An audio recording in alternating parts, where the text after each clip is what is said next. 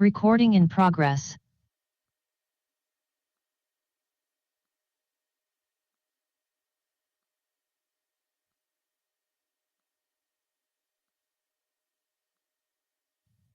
We are now streaming. 1 minute till broadcast, 30 seconds till title sequence.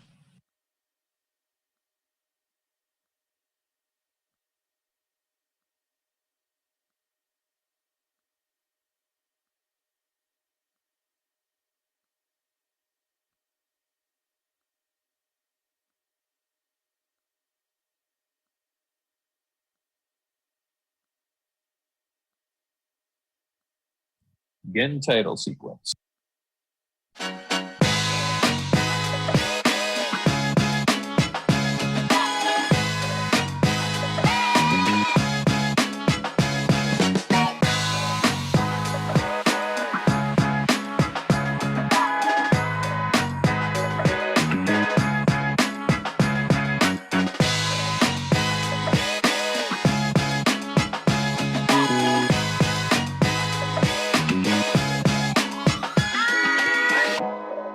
And we're live.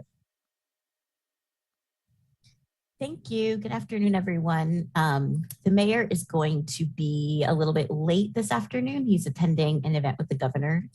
So I'm going to preside until he joins us. And two of our members have excused absences today. So it's just going to be the four of us for a little bit.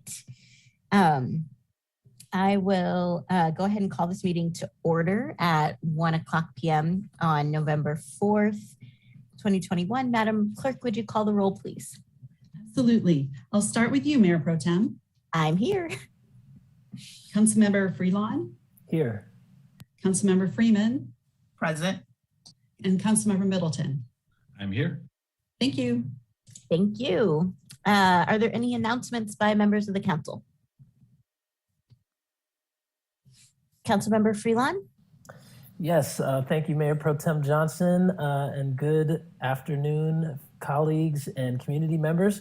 I just wanted to offer my congratulations to Councilmember Middleton, Freeman, and Williams, our newest council member who will be taking over here in Ward 3, as well as our first Black woman mayor, history-making, Elaine O'Neill, for your victories on Tuesday, and for all the candidates who threw their hats in and ran races and really just did a wonderful service to our city in exchanging in lively debate around the issues that matter to the people of Durham.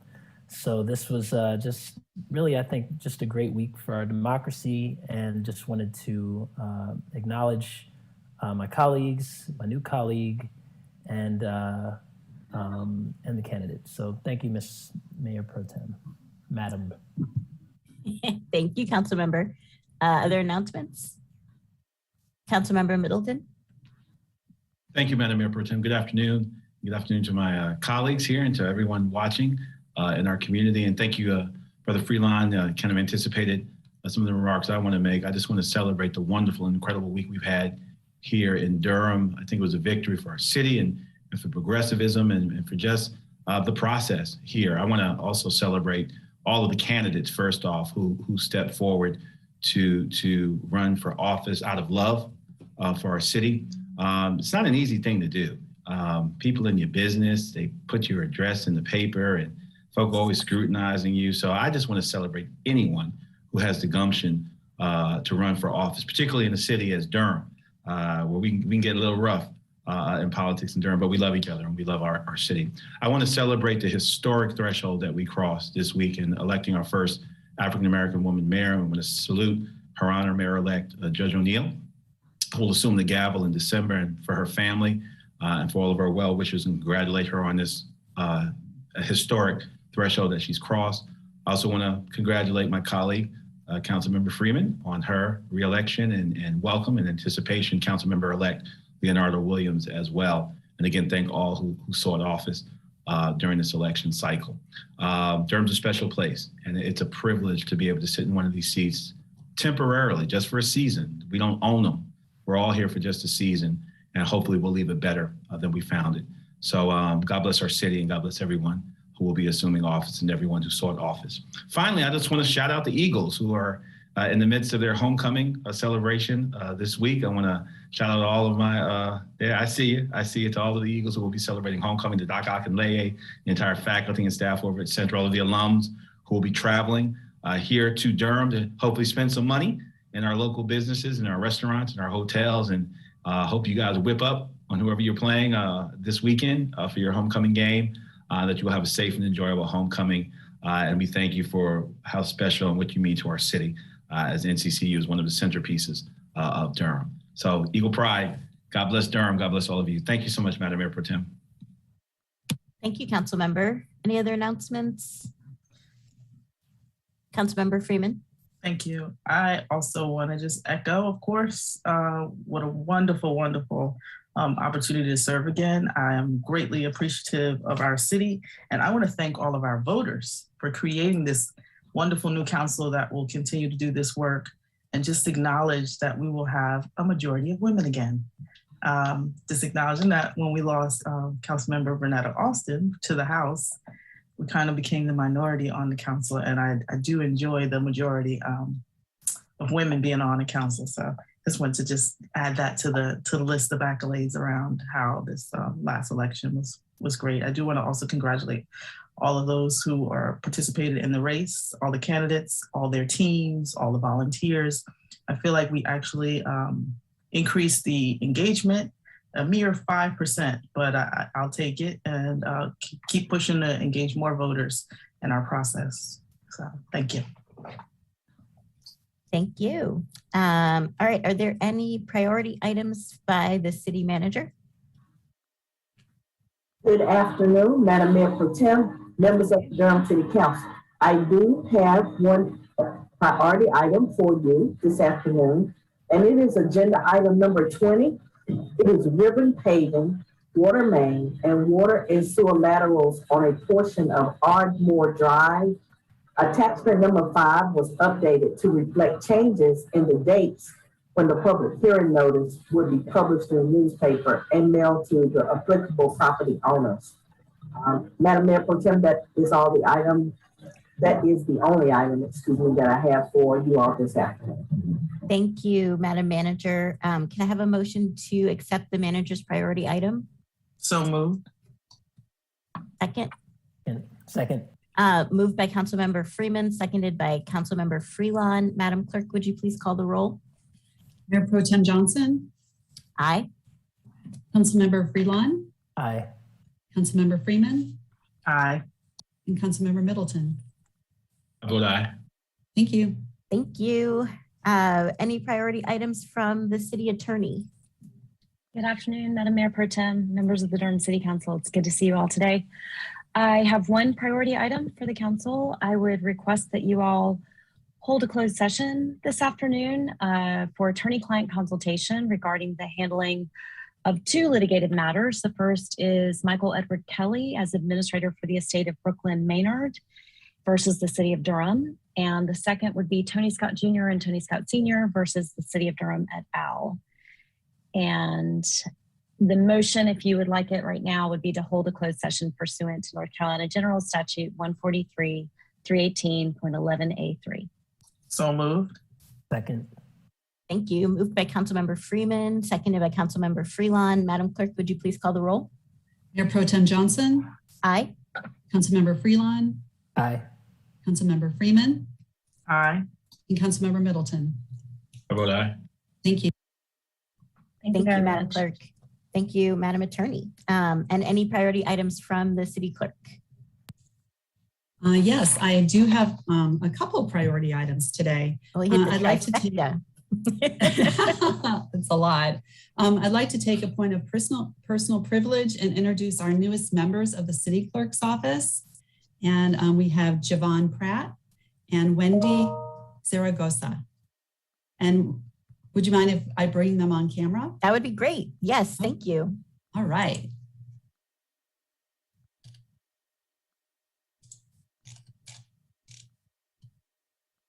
Hi, y'all. Would you like to just introduce yourselves real quick? Sure, I'll go first. I'm Javon Pratt. I'm one of the new assistant city clerks for the city of Durham. I'm actually from Southern New Jersey, so I'm excited for the opportunity Durham does have.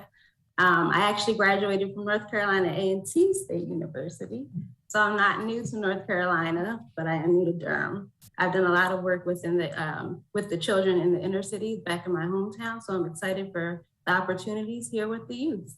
And I thank you for the opportunity to introduce myself.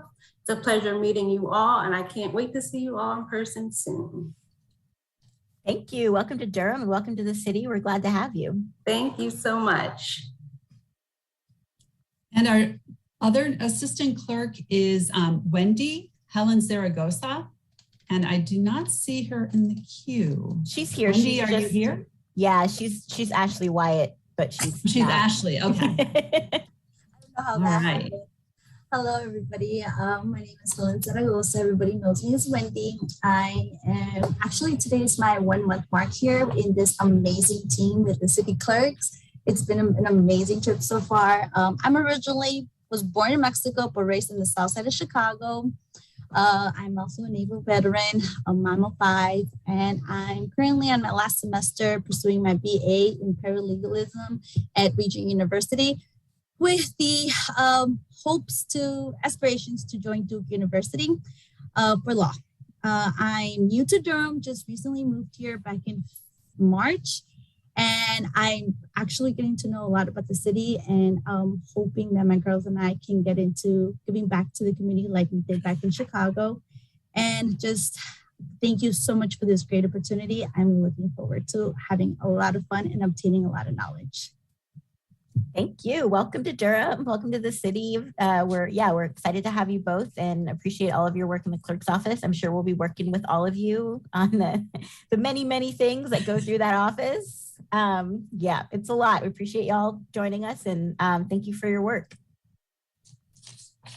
Thank you. Thank you. Thanks. Thank you for that warm welcome, Council. I did want to add a couple other priority items. Item number 6, the Workforce Development Mayoral appointee is being requested to be returned to the City Clerk's office.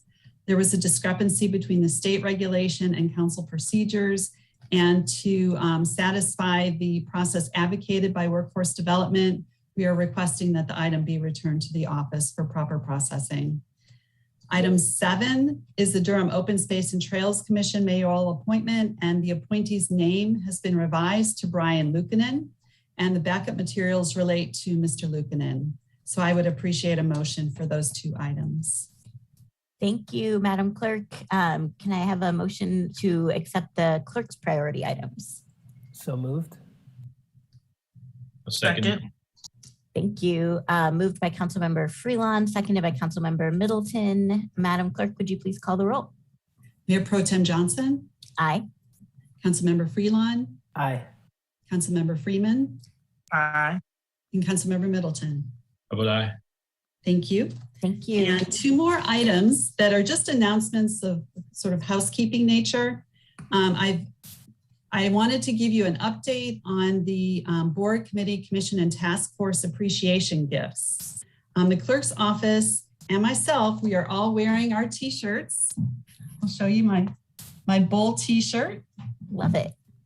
And those have gone out to our staff liaisons, our board, committee, and commission task force members, as well as city council. So if you haven't received your t-shirt yet, you should be receiving it soon. That was the brainchild of Ashley Wyatt. So let's give Ashley a round of applause for that. And secondly, I have an update on the 3rd annual board, committee, and commission racial and social equity survey. It's going live on Monday, and it'll be open for responses until Friday, December 17th. And a few of the questions have been updated to reflect more of an equity lens. This year, we are not requesting our members' names on the survey. It's going to be completely anonymous. And we are separating race from ethnicity. And we're hoping to get some better input along those lines. And then finally, we're adding a request for voting precincts with a link to the State Board of Elections site instead of requesting zip codes. These ideas were given to us by the Human Relations Commission, and they all were valid, and the survey has been revised, and I'm looking forward to the results in January. So I did want to give you that update. And those are my priority items. Thank you very much. Thank you, Madam Clerk. We look forward to getting those results as well. And yeah, I just want to appreciate you and your staff, and especially Ashley for the gifts. The last couple of years, we haven't been able to have our annual appreciation event for the boards and commissions because of COVID. And so having, at least being able to send folks a little gift of appreciation has been great. It was a really great idea. I want to appreciate y'all for making that happen. All right, I'm going to proceed through the consent agenda under City Clerk's Office. Item 1, approval of City Council minutes. Item 2, Durham Cultural Advisory Board appointment. Item 3, Durham Historic Preservation Commission mayoral appointment. Item 4, Durham Workers' Rights Commission appointments. Item 5, Mayor's Hispanic Latino Committee appointments. Item 6, Workforce Development Board mayoral appointment, and that will be referred back to staff. Item 7, Durham Open Space and Trails Commission mayoral appointment. Under departmental items, Budget and Management Services Department. Item 8, fiscal year 2022-23 budget development schedule. I'd like to pull that item. Under City Council's Office, item 9, discussion of the Tenants Bill of Rights, and we'll pull that for a discussion, and we have a number of residents signed up to speak on that as well. Under Community Development Department, item 10, conveyance of 2312 Crane Street, 706 North Elizabeth Street, 704 Eva Street, 1012 Gurley Street, and 701 Mallard Drive for the purpose of affordable housing development. Under Finance Department, item 11, installment purchase contract, series 2021 fleet. Under General Services Department, item 12, contract with HR&A Advisors, Inc. for consulting services regarding the disposition and redevelopment of 505 West Chapel Hill Street. Do you pull that, please, Madam Mayor Pro Tem? Absolutely. Thank you. Item 13, lease and license agreement with New Singular Wireless PCS LLC at 1701 Coal Mill Road. Under Public Works Department, item 14, municipal separate stormwater sewer system, MS4 inspections, SD-2021-06. Item 15, stormwater infrastructure repairs, SD-2021-05.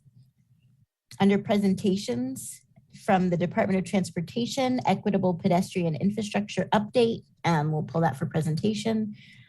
Under Human Resources Department, item 17, 2021 Employee Engagement Survey Results, and we'll pull that for presentation as well. Under Public Hearings, City County Planning Department, item 18, Unified Development Ordinance Text Amendment Updates for Applications and Permits. Item 19, Zoning Map Change Rose Walk 2. Under Public Works Department, item 20, ribbon paving, water main, and water and sewer laterals on a portion of Ardmore Drive. So I have pulled items 8, 9, 12, 16, and 17. The item number, item number 9, the discussion of the Tenants Bill of Rights. The mayor would like to be here for that discussion.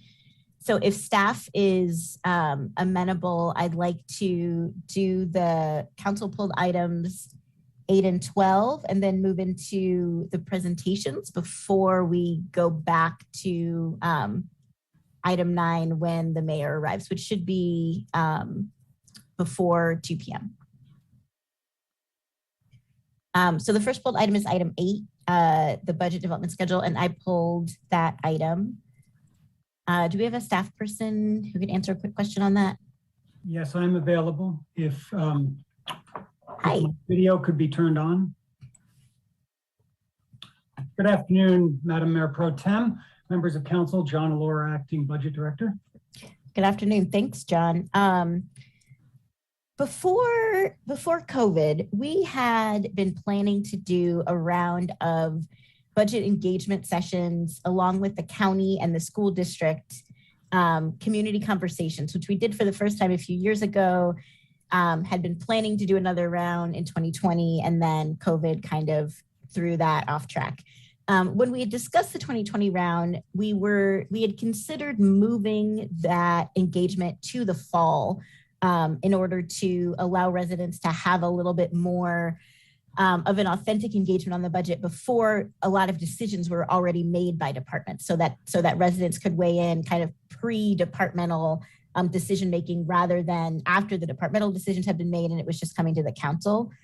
I was wondering if y'all have had any conversations about reviving the community conversations process, or if there are other kinds of budget engagements that you're planning that you feel will be sufficient to not have that engagement continue in the future.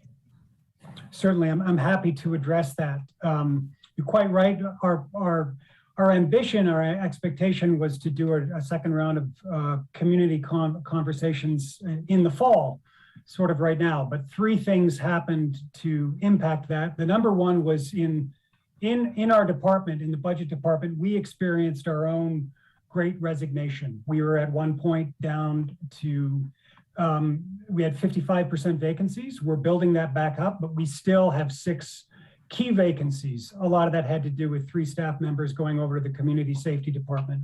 And of course, the resignation and reappointment of former budget director, Bertha Johnson. So that extremely impacted our ability to effectively initiate this program. The second thing that happened was the emergence of the Delta variant. So at a time that we very much wanted to go live into the community, we had a setback there. And the third thing was we observed an awful lot of engagement in the fall already going on with the community safety department doing 2 engagement sessions, with the planning department wanting to continue their phase 3 of engagement around the comprehensive plan. So those were the major impacts that made us to press pause. Going into the new budget year, what we've come up with as a plan is for the first half, we need to go virtual until something changes in the COVID environment. So it's what we've said is, let's keep it as the game plan as we did last year up until, say, the end of March, and then make an assessment of what we can do in the spring based on new information that comes along. So what that means is definitely the retreats being virtual, and certainly trying to further our what we've learned in the virtual environment through YouTube sessions and expand on that, through the budget healing events, to further that into the community. It's not our favorite thing. We like to be in contact with council, with the community, but for now, I think it's the best approach. And then we can reassess as we go into the budget public hearings, something I would say that would be not virtual and live. That's our approach right now. And we went back to the traditional public hearings. As you know, the second one we must have, the first one is optional, but we thought the public hearing is at the very least the forum where people get to express themselves on the budget. If you recall 2 cycles ago, for that first budget public hearing, we envisioned that more as the community event, where people would have access to budget members in City Hall, to different departments. We would take them through a budget exercise. If that opportunity presents itself, because it's on the calendar as such, that the potential may be still there to do something live on March 21st. But we figured that was our best bet to be able to engage. And then certainly as we continue, yes, we would like to do eventually a round of community conversations. It's a long-winded answer to your question, but that's what it is. No, that was very comprehensive answer to my question. Thank you. I just wanted to say, I think we get the best kind of engagement through these kinds of roundtable discussions. The work that y'all did around the budget healing and the ARPA events, where people have more of an opportunity to really think about priorities before a lot of decisions have been made and talk to other people about them, as opposed to a public hearing where it kind of feels a little bit the public hearings happen at a point where a lot of the budget decisions have already been made, and there's not a lot of opportunity for people to really collaborate with us and with staff. And the format isn't as conducive to solution building. It's more people who come in and say, I want you to fund this, I don't want you to fund this. But there's not really an opportunity to like have a more comprehensive conversation. So I understand if that, if what's safe to do this year isn't as comprehensive as we would like, but would love to continue to have those kinds of engagement opportunities as a priority rather than just public hearings. Completely agree. Thank you. Any other thoughts or comments from council? Thank you, John. Thank you. Our next pulled item is item number 12. Councilmember Middleton.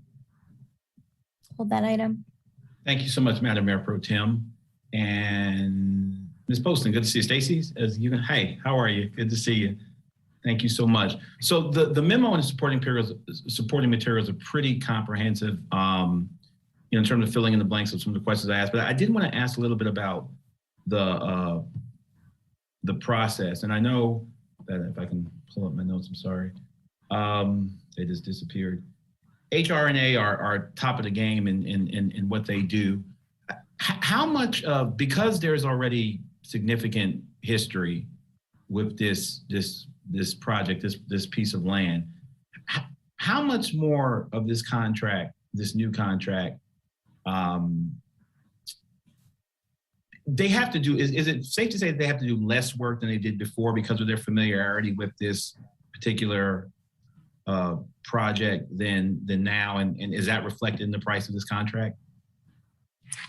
Good afternoon, Stacy Poston, General Services Department, Mayor Pro Tem, members of council. Thank you for having me today. Thank you for that question, Councilmember Middleton. The department has been working with HR&A advisors since 2017. The pieces that are different as we move through this section are, the front end engagement that we went through that was deliberate and protracted and identified and helped council identify the 5 priority goals is an element that we are not revisiting. We are continuing to move forward with the, resident initiated and council directed goals. And so the contract reflects that we are taking those existing goals and moving directly to the RFQ process. So that component is not being repeated. And so that the contract, I guess you would say, there's not a replication of that cost as we move forward into this contract phasing. And so what we will see is that we move through an RFQ and an RFP phase, which are fairly similar and require the same intense level of due diligence around, team evaluation, company evaluation, financial evaluation. So those things you see reflected in the contract, but it is less expensive this time because we do have, as you mentioned, those identified priority goals that came from the engagement sessions. Additionally, we also have a draft master development agreement, which was approved by council at one point. And so we have that framework that we are going to pick up and move forward so that developer teams and individual companies who want to submit can reflect on that as a starting point. So we don't have to create that document from scratch. So I'll pause there and see if that helps. No, that's incredibly helpful. Thank you so much. So would it be safe to read the drafting of an updated request for proposal from developers? By updating, I guess we mean just changing dates. I mean, there's not a whole lot of updating that needs to be done since we're not revisiting the community engagement piece or the goals of council. I guess updating the RFPs, how intensive is that, updating it? So what I would say is that the RFQ and RFP are largely similar to previous iterations. One variance this time is that in the original proposal, we asked for teams to form and submit the RFQ as an intact team. This year, what we're doing is we are asking individual companies to submit their standalone qualifications. So if you're an affordable housing developer, you will submit an RFQ as an individual company, or if you're, for instance, a commercial developer, you would submit individually. And so those companies will submit on their own standards. We will invite the teams based on their own individual performance in the past to advance to the next phase or to not advance. And the team formation would happen at the RFP stage. So essentially, we sort of have been talking about, like, you try to go to the dance, you get invited into the dance. The teams that are in the dance are the best of the best dancers, or the best of the best housing developers, or the best commercial developers. And then they form the teams such that we don't end up with a team that may have a very strong affordable housing developer and maybe not as strong a commercial developer, or vice versa. We are trying to elevate the teams to the next level, because we noticed in the last time, for instance, we may have had someone who was an apartment, constructed apartments for commercial colleges, for instance, but maybe wasn't in the affordable housing business. So we're really trying to step up the teams this time. So largely the documents are the same, but there are some new iterations. And then the analysis, obviously, of the teams that do submit and the individual companies that do submit, we will be starting from scratch on that. That was an excellent exposition, by the way. The dancing teams, you need to keep that. So just so I'm clear, so the contract will run from November 2021 through August 2022. And I see the listing of services that would be provided in the contract. And the first thing is listed is the RFP. I don't see RFQs. Where would the RFQ process fall within this timeline? So the RFQ has been released. Okay.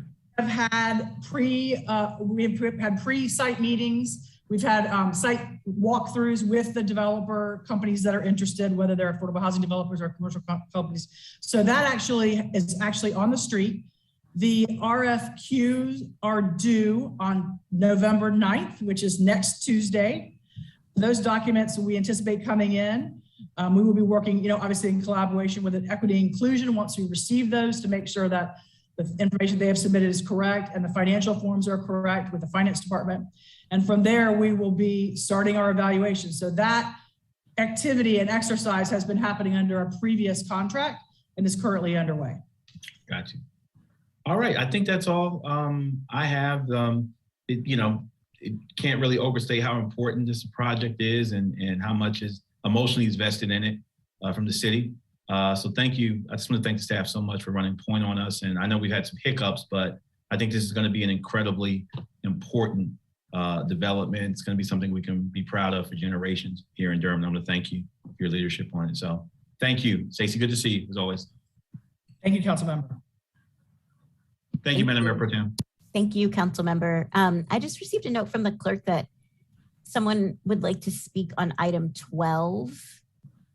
But I don't see any item 12s in the attendees list. Is there someone present who would like to speak on item 12?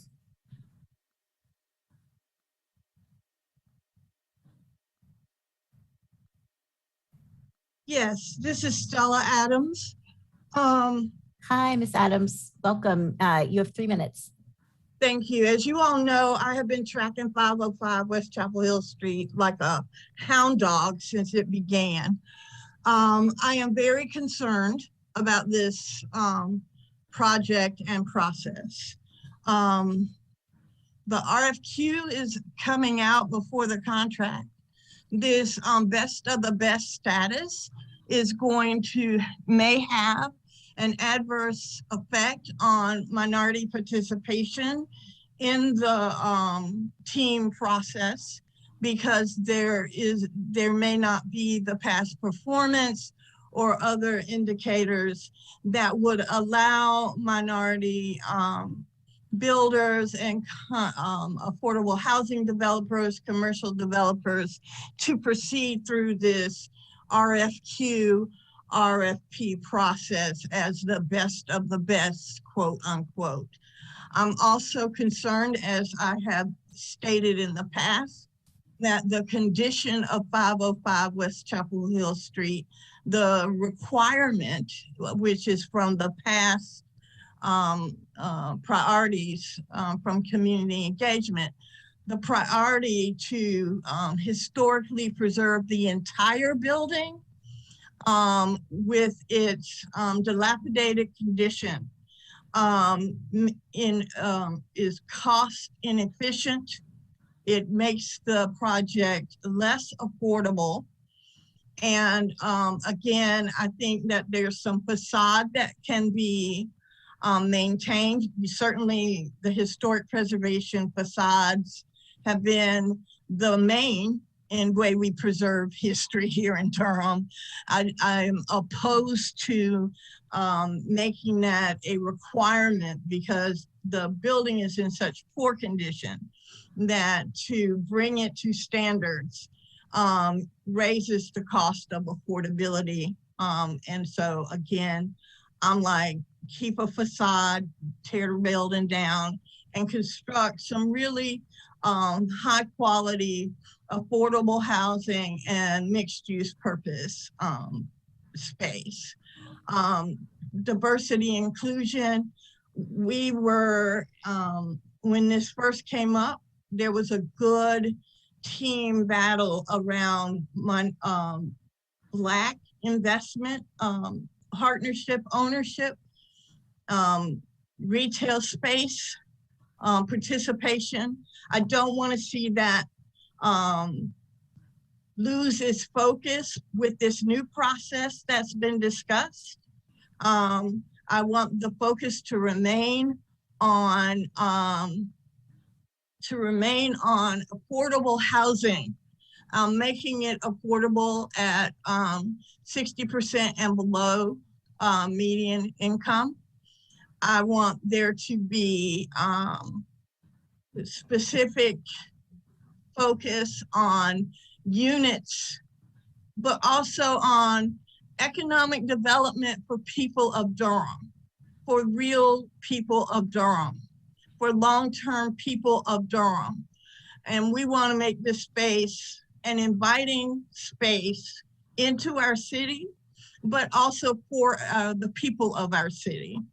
And we also want to make sure that low and moderate income people are not displaced from downtown where the jobs and the growth is. We also want to maintain the commercial space as an opportunity for job hubs and as an opportunity for high tech and good paying jobs conveniently located across the street from or in the building where you live.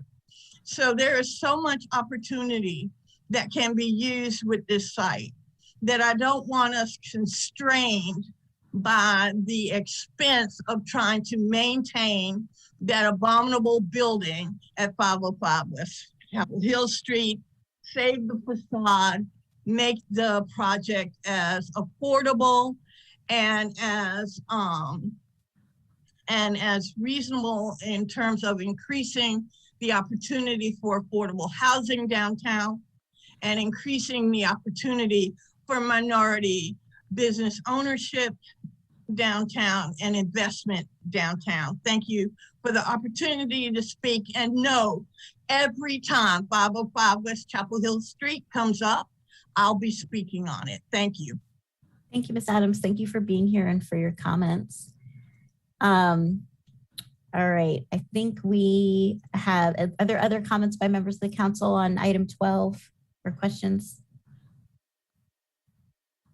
Councilmember Freeman. Thank you. I just wanted to appreciate our Ms. Stella Adams and voicing the concerns, and then just noting that I also share those concerns and will be committed to keeping an eye on how this process moves forward.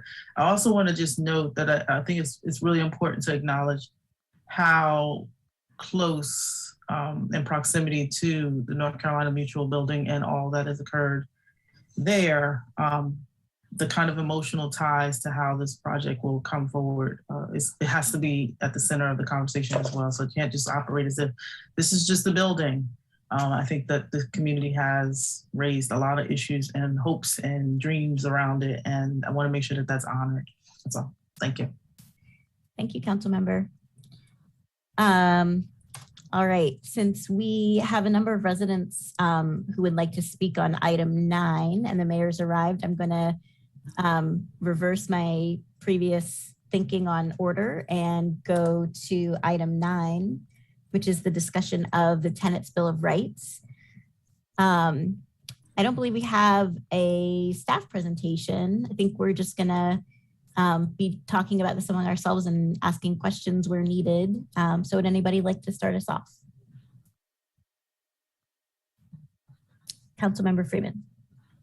I can start us off just acknowledging, I know that I brought this forward just in conversation with folks in the community, and I'm excited that we're even having the discussion and to just acknowledge that I appreciate the work of the city attorney's office to bring forth their kind of like decisive recommendations around parts and pieces of it. I know it's come in many formats and in many different emails. And so this is really like a good way to clarify, I guess, the topics, the authority, whether it's state or federal, and then also just some additional comments based on some of the housing subcommittee of the Racial Equity Task Force.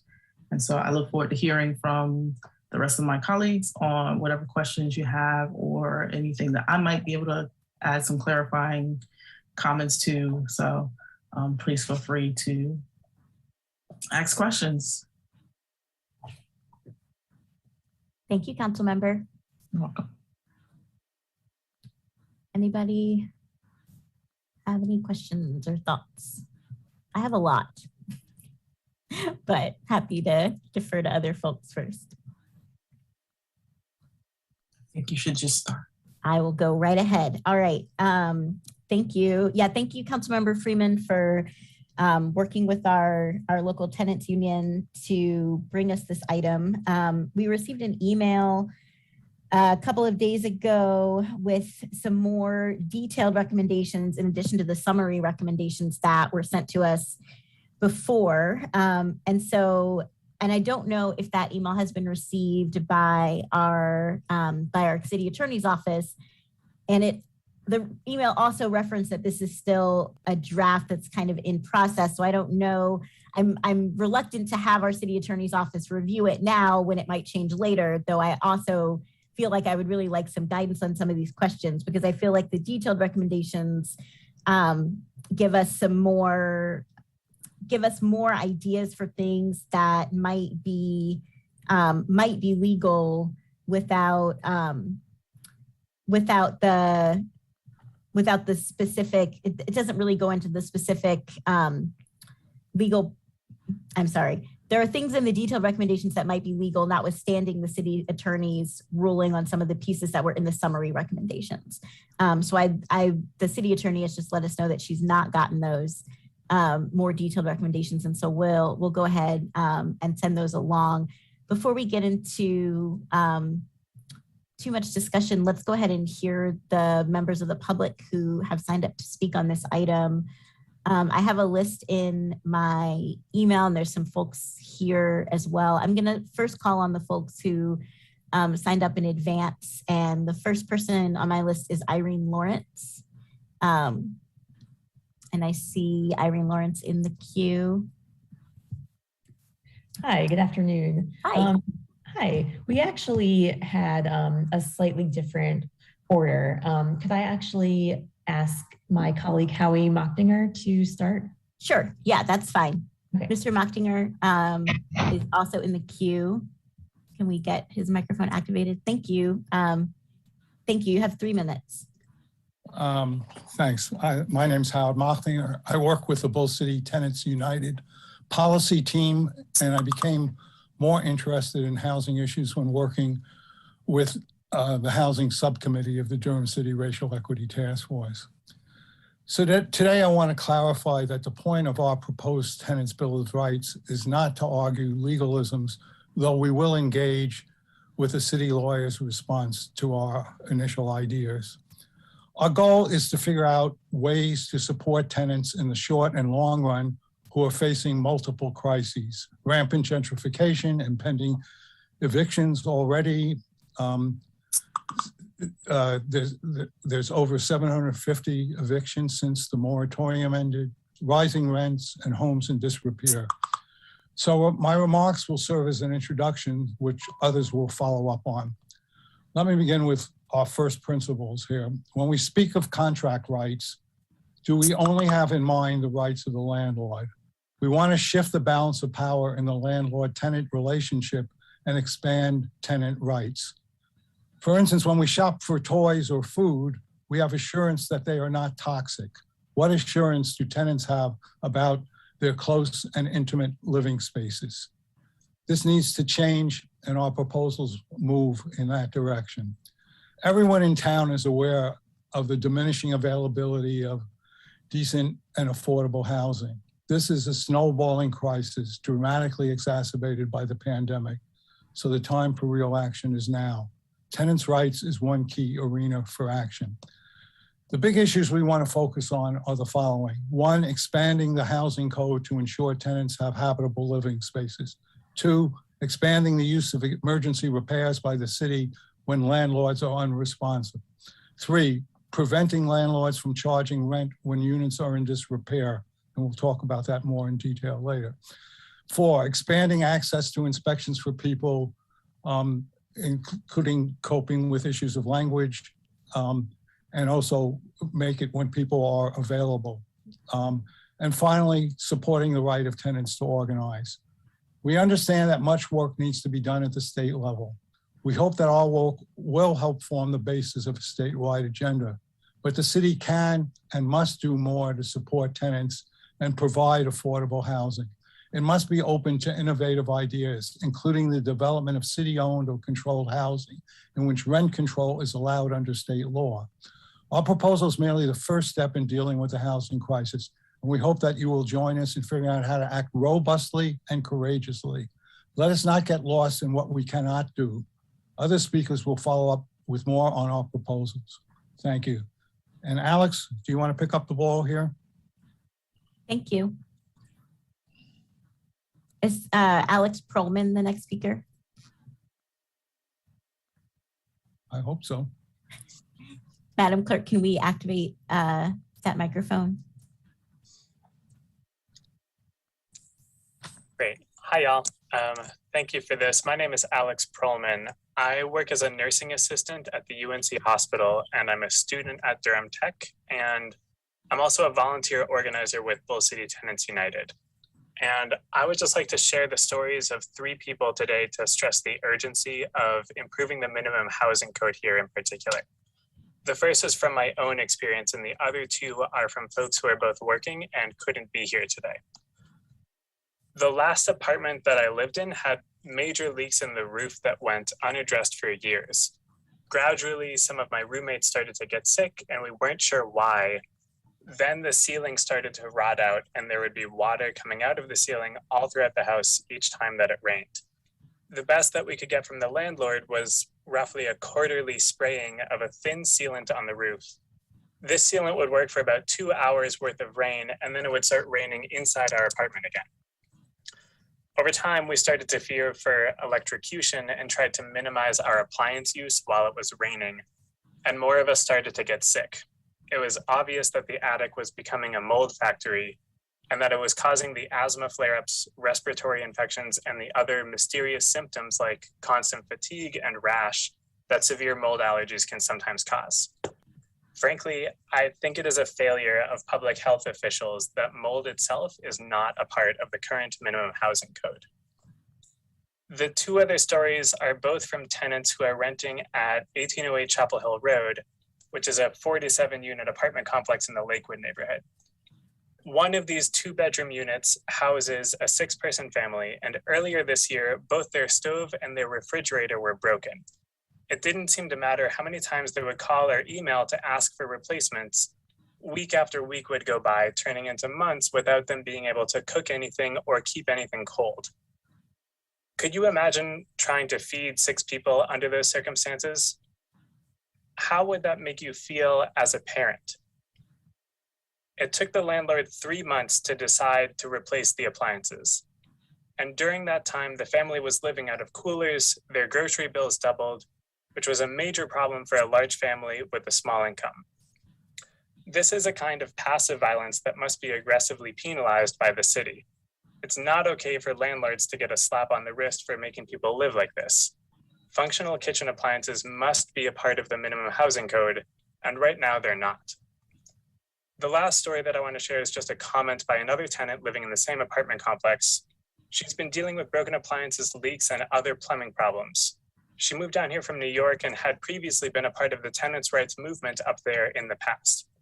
And what she had said to me was that up in New York, the landlords are nastier.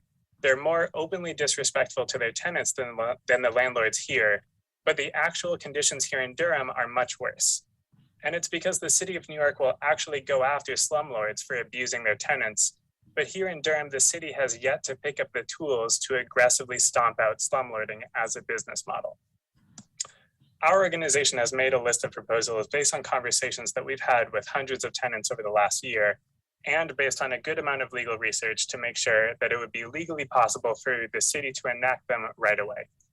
I wanted to emphasize the need to expand the housing code today, but the whole document is important. And I want to pass this off next to Emerson Goldstein, if they are still on the call. Thank you, Alex. I do not see Emerson in the queue. Is there someone else who would like to go next? I do have a copy of Emerson's comments here. Could I read these on their behalf? You can. I also have a message from Lee Gans who said that that they could read Emerson's comments. Either one is, yeah, either's fine. Cool, you go ahead, Lee.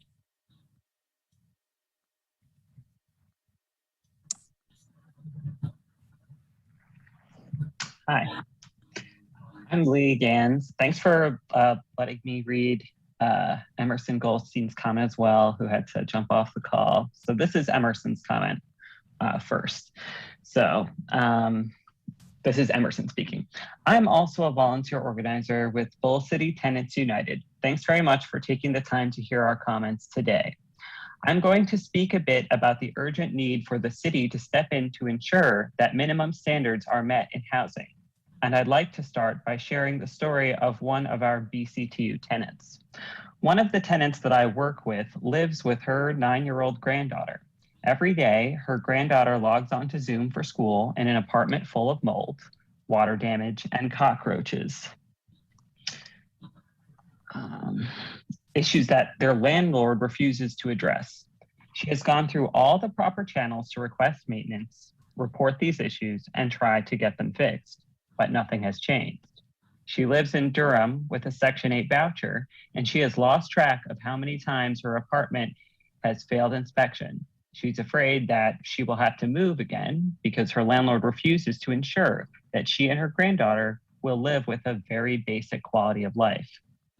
This cycle is patently unfair. The landlord refuses to make repairs. This tenant still lives in substandard and dangerous conditions, and ultimately she also faces the consequences for those conditions. The landlord faces virtually no consequences for choosing not to make repairs. Instead, she faces displacement because they refuse to remove the mold and exterminate the cockroaches.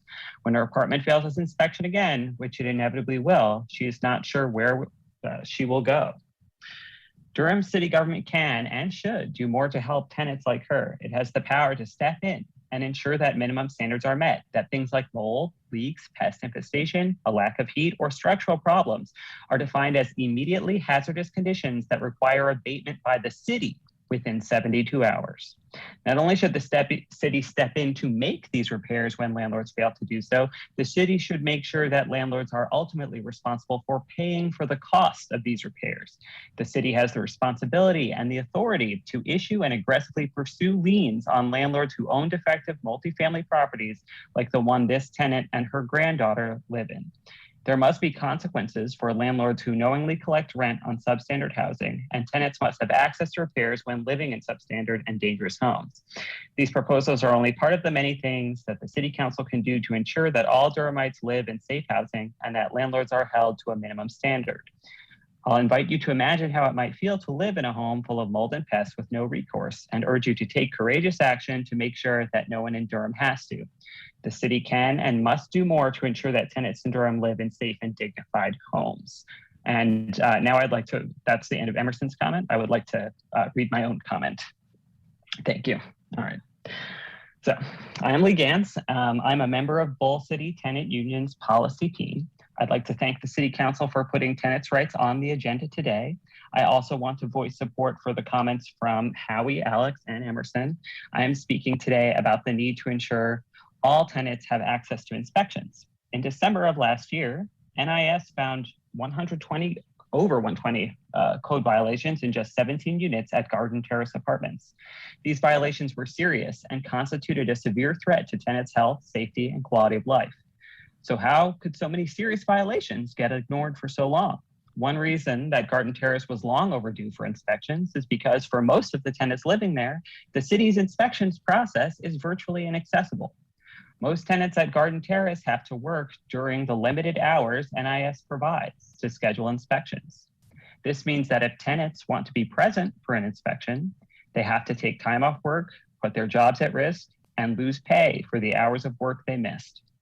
Many tenants at Garden Terrace speak Spanish or other languages and need an interpreter to communicate with inspectors. However, the city does not guarantee tenants access to interpreters during inspections. Despite these obstacles, tenants at Garden Terrace have continued to request inspections for their units. To handle the scheduling issues, the Garden Terrace Tenant Union appointed a tenant to act as their representative during inspections of multiple units in the building. It was a struggle to get NIS to agree to interact with the representative. Eventually, a series of inspections was successfully scheduled for May 17th of this year. On that day, I received an urgent phone call from a member of BCTU's organizing team asking me if I could get to Garden Terrace within 15 minutes to interpret. I was told that an inspector was coming to Garden Terrace, but that we had just been notified that an interpreter for the tenant representative was not available. Furthermore, I was told that if I could not get to Garden Terrace in time for the inspection, the landlord was going to send his head of maintenance to act as an interpreter between the tenant representative and the city inspector. I, by the way, am not a certified interpreter. In fact, I am not even fluent in Spanish. I was just the only bilingual person who did not have a gross conflict of interest as an agent of the landlord that was available to show up for this inspection. Any tenant bill of rights must include the right to access inspections. We understand that state law limits what the city of Durham can do with regard to mandating inspections, but there is a great deal the city can do to ensure all tenants have access to the process for inspections that already exists. We demand the city provide night and weekend hours for inspections and guarantee that interpretation is provided for tenants who need it. We further demand that the city pass an ordinance protecting the right of tenants to form unions and designate their representatives to interact with government officials and landlords. Thank you for your time. And I believe Irene Lawrence will speak next. Thank you.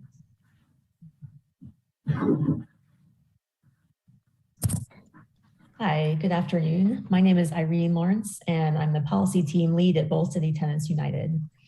Thank you all for your continued attention to the lack of safe and affordable housing in Durham and for uplifting our proposals at this work session. As my colleagues have already discussed, we are here because we believe there's a great deal the council can do to address the crisis of unsafe, unhealthy, and unaffordable housing, which faces many Durhamites. I'm here to talk particularly about our proposal to change the city code to make it illegal to collect rent while a unit is in violation of the minimum housing code, language which already exists in Charlotte's city code.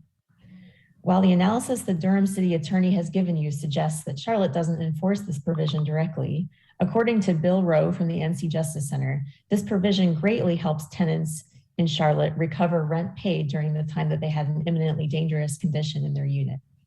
He says, the practical effect of the provision is that it allows them to make the argument for $0 rent owed during the time the imminently dangerous condition existed on the property and the landlord failed to fix it.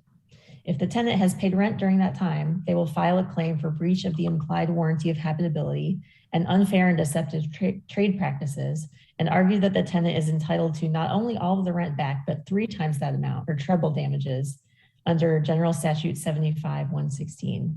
Since the landlord is not legally entitled to collect rent during the time an imminently dangerous condition is present, they also argue that the landlord's attempt to collect rent while that condition is present constitutes an unfair debt collection violation pursuant to General Statute 7555.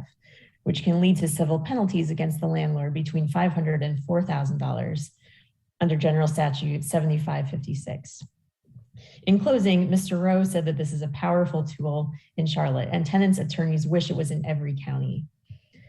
As BCTU advocates for other proposals like emergency repairs and expansion of the minimum housing code, which you've already heard about, which would fix some of these bad conditions, we will also continue pushing for mechanisms like this to account for the ongoing realities of many tenants who are currently living in units with violations of the minimum housing code. According to General Statute 4241, the tenant's obligation to pay rent under the rental agreement and the landlord's obligation to provide fit premises are mutually dependent. Landlords are not entitled to make money under any circumstances. The contract between tenants and landlords is a two-way street. If landlords aren't holding up their end of the bargain, tenants should not have to keep paying them. We ask you to emulate the courageous example of other municipalities in North Carolina who have found ways to protect tenants using the same state laws we have. Thank you for the opportunity to make these comments. Thank you, Irene. Is there anyone else from Bull City Tenants United who would like to speak? We have a few other residents signed up. Yeah, I think that was it from BCTU. Okay, Thank you. Thank you. Our next speaker will be Ajax Woolley. Can we make Ajax Woolley's microphone active, please? I'm here. Can you hear me? Yep. Thank you. You've got 3 minutes. Thank you. Good afternoon, Madam Mayor Pro Tem, Mayor Schul, councilors. I'm here to express support for the tenant organizing work by BCTU that has sparked this discussion, and their summary recommendations are bold and aspirational, promoting a healthy public debate. Durham CAN's Affordable Housing Research Action Team is engaged with many of these same issues and will continue in support of the incremental change that eventually leads to breakthroughs. We applaud Bull City Tenants United for being consistent and persistent with this work. And we can also recognize and appreciate the thorough work by the City Attorney's Office to respond point by point as shown in the memos. It sheds light on where we can create change. Although the response may be no today, tomorrow can bring about a maybe, and one day it will become yes. As last year's Racial Equity Task Force report showed, we're confronting the limitations of a power structure created and maintained through systemic racism and the legacy of white supremacy. These limitations won't disappear willingly. We must address them. With respect to summary recommendations 1 and 2, the CAO response memo describes in detail the statutory preemption of local rental inspection programs. And I just wanted to share that in 2020, our team joined key leaders from NIS to attend a 12-week workshop on proactive rental inspection programs through the Bloomberg What Works Cities initiative. We joined a cohort of cities who also faced the dual challenge of a powerful state real estate lobby and a legislature that usually tilts the table in favor of landlord interests.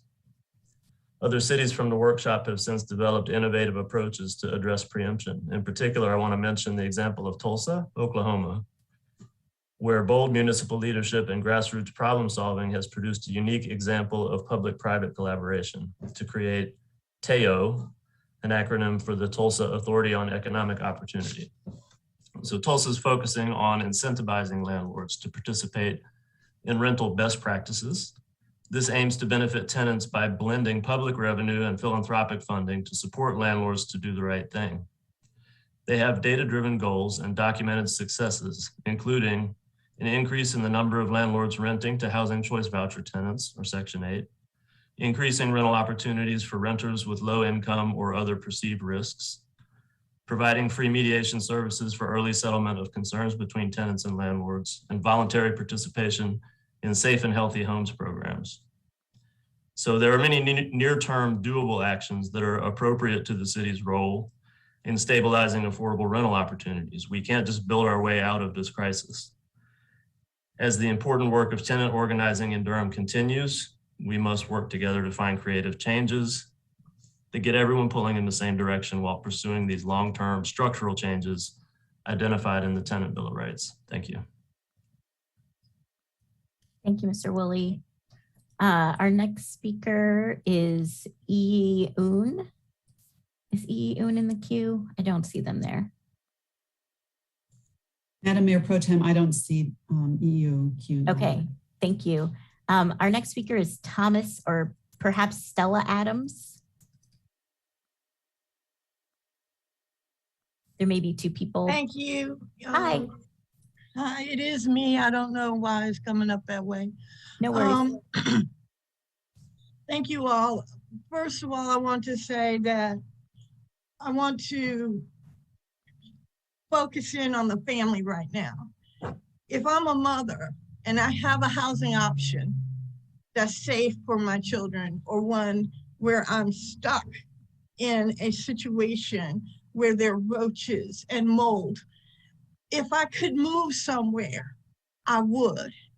If I could take that voucher and go somewhere, I would. I wouldn't be worried about, oh my God, I'm gonna lose that voucher in the next inspection. There's nowhere to go. And so it's incumbent on us to talk about the things that the city can do now, how we can help people now, how we can make the process simpler and easier for people to participate in and protect them from retaliation. Court is not a solution. Going to court and winning on the general statutes and all that, that's lovely as a last resort, but that doesn't save you from having the housing issues now. We had our public housing residents have been living in unaffordable conditions, unsafe conditions, with stoves that are 70 years old, endangered every day, maintenance 9 months, 18 months out. And yet that's public housing. That's public money. One thing that the city doesn't need the state or the federal government to do is that anytime a city dollar is spent on a property, you require as an assurance and certification that is kept in a safe, habitable condition. And that if it is not, then you can force that those city dollars are returned. That's something you can put in contract. That's not something that requires state law to do. That's a contract requirement. Assurances of safety and habitability. You need to beef up your inspections office, and instead of going and go after inspections of properties that have repeated complaints. You need to have an anonymous tip line so that people can call in without facing retaliation from the landlord to complain about uninhabitable conditions. You need to, these are things that don't require anything from council except to do it. This is staff. Staff can do what they want. They have tools. They don't even use the tools they have. Use those tools aggressively, make the landlords, and start with public dollars and public money. We control that. We control that. And then let's go after LaTeX. Then let's go after these private corporations that are Wall Street, because there's a federal and state dollar somewhere. Then let's get these mom and pops. But what we do is we aggressively go after mom and pops and let corporate or landlords get away with bullying and these families. We have to protect the families first. Get safety for the families first. I put people before policy. I love policy. Nobody loves policy more than me, but I will not do a policy piece before a people piece. And we've got enough tools right now that we can get rid of mold. That's an emergency. The city can go in there, clean that up, and send a bill.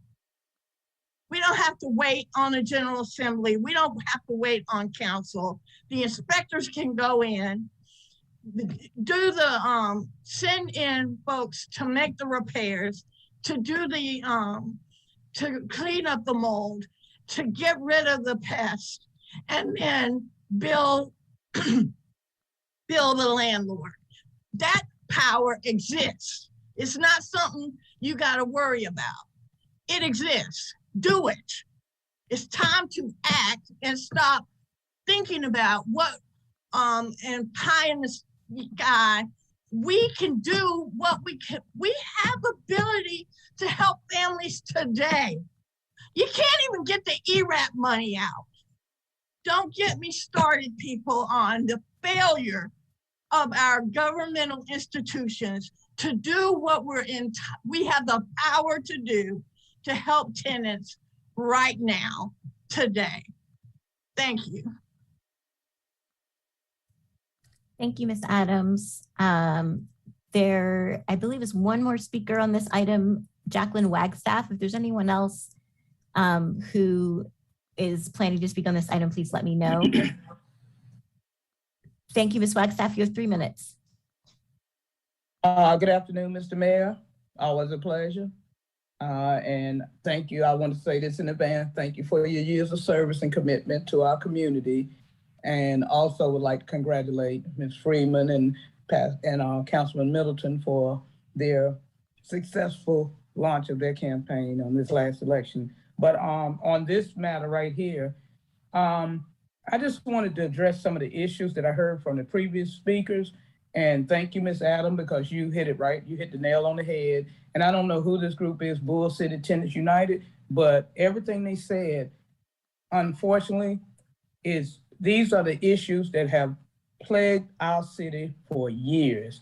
Back when I was a city councilwoman, like Stella said, there are some tools that we can use as council members. We have a bully pit, and there are some tools that we can use. I remember we had 2 notorious apartment complexes that sat right on Austin Avenue, and people were living in these inhumane conditions, and they would call us. And so what I did was, as a council member, I convinced my colleagues to agree with me to do a citywide inspection of these apartment complexes. That's why Garden Terrace, this council can send out every inspector that they have at their disposal to these units. And when we had the inspectors go out to these 2 notorious complexes, there were thousands, not hundreds, thousands of issues that violated all city codes. And we were able to address it. And one of the issues that I saw that we had, and I'm not saying it still exists, was that we had a lot of inspectors, unfortunately, that were dealing with landlords in a more favorable context. They were giving landlords the heads up to when we were coming to inspect. I had one incident where we came to inspect and the landlord actually contacted the inspector and asked the inspector to ask the city council to wait, give them time to do some repairs. And that's problematic for a tenant. When you have situations that's going on in these apartments and these properties that are consistent with multiple violations of city code, we don't need legislation for it. That's one thing that I've noticed about this council over the years. Every time there's a big issue that they really don't want to address or just put their foot down, we have to, talk to legislate. We have to get legislation to do this. There are things that this council can do that would eliminate some of these problems immediately. Mold should not be something that's not inclusive of our codes now. There are a lot of things that this council should and could be doing with some of their tools that they have at hand, and I'm hoping that will happen. And one other thing I'd like to ask about this tenant right bill. Does this bill include Durham Housing Authority properties who has multitudes of problems when it comes to their housing? And the reason I ask that is because I know there are federally mandated properties that have certain federal guidelines. So I would like to know if the housing authority properties would be also subject to the same mandates that this tenant right bill would force upon these negligent landlords, because one of our biggest negligent landlord in Durham would be your Durham Housing Authority. So hopefully that some of these questions that have been asked today will be addressed, and I hope they get addressed without legislation approval. Thank you very much. Thank you, Ms. Wagstaff. Are there any other folks who are here that I missed to speak on item 9? All right, thanks, folks. So we will continue the conversation as the council. There are city manager and our deputy city manager, Keith Chadwell, are here.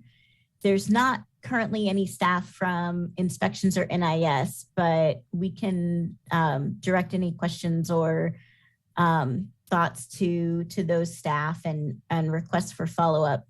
If it's all right with folks, this might take a while, but I feel like this issue is important and worth the time. If we go through each of these points and have a little bit of discussion and decide what we want our next steps to be on each item. Does that work for people?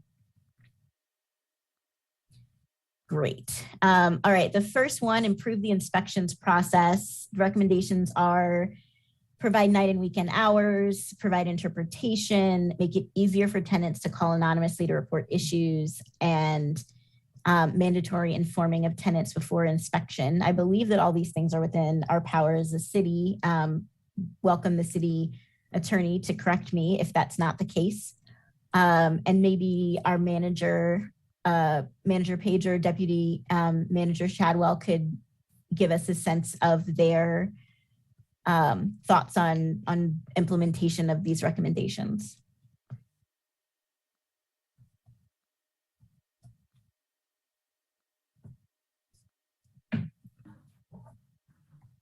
So, good afternoon, Madam Mayor Pro Tem, members of the council.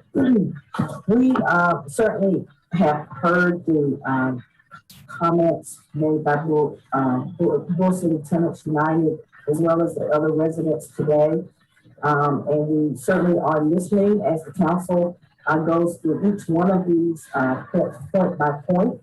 I do think it would be a better response if we had an opportunity to take all of the commentary and everything that is being said today and come back with a more, a more researched or comprehensive response. But I can assure you that both Ms. Chadwell and myself are taking notes. And if you have some specific questions that we feel confident to respond to today, we will certainly do that. So maybe we could just provide questions that we would be interested in hearing responses to after y'all have a chance to do some more research and look at the documents.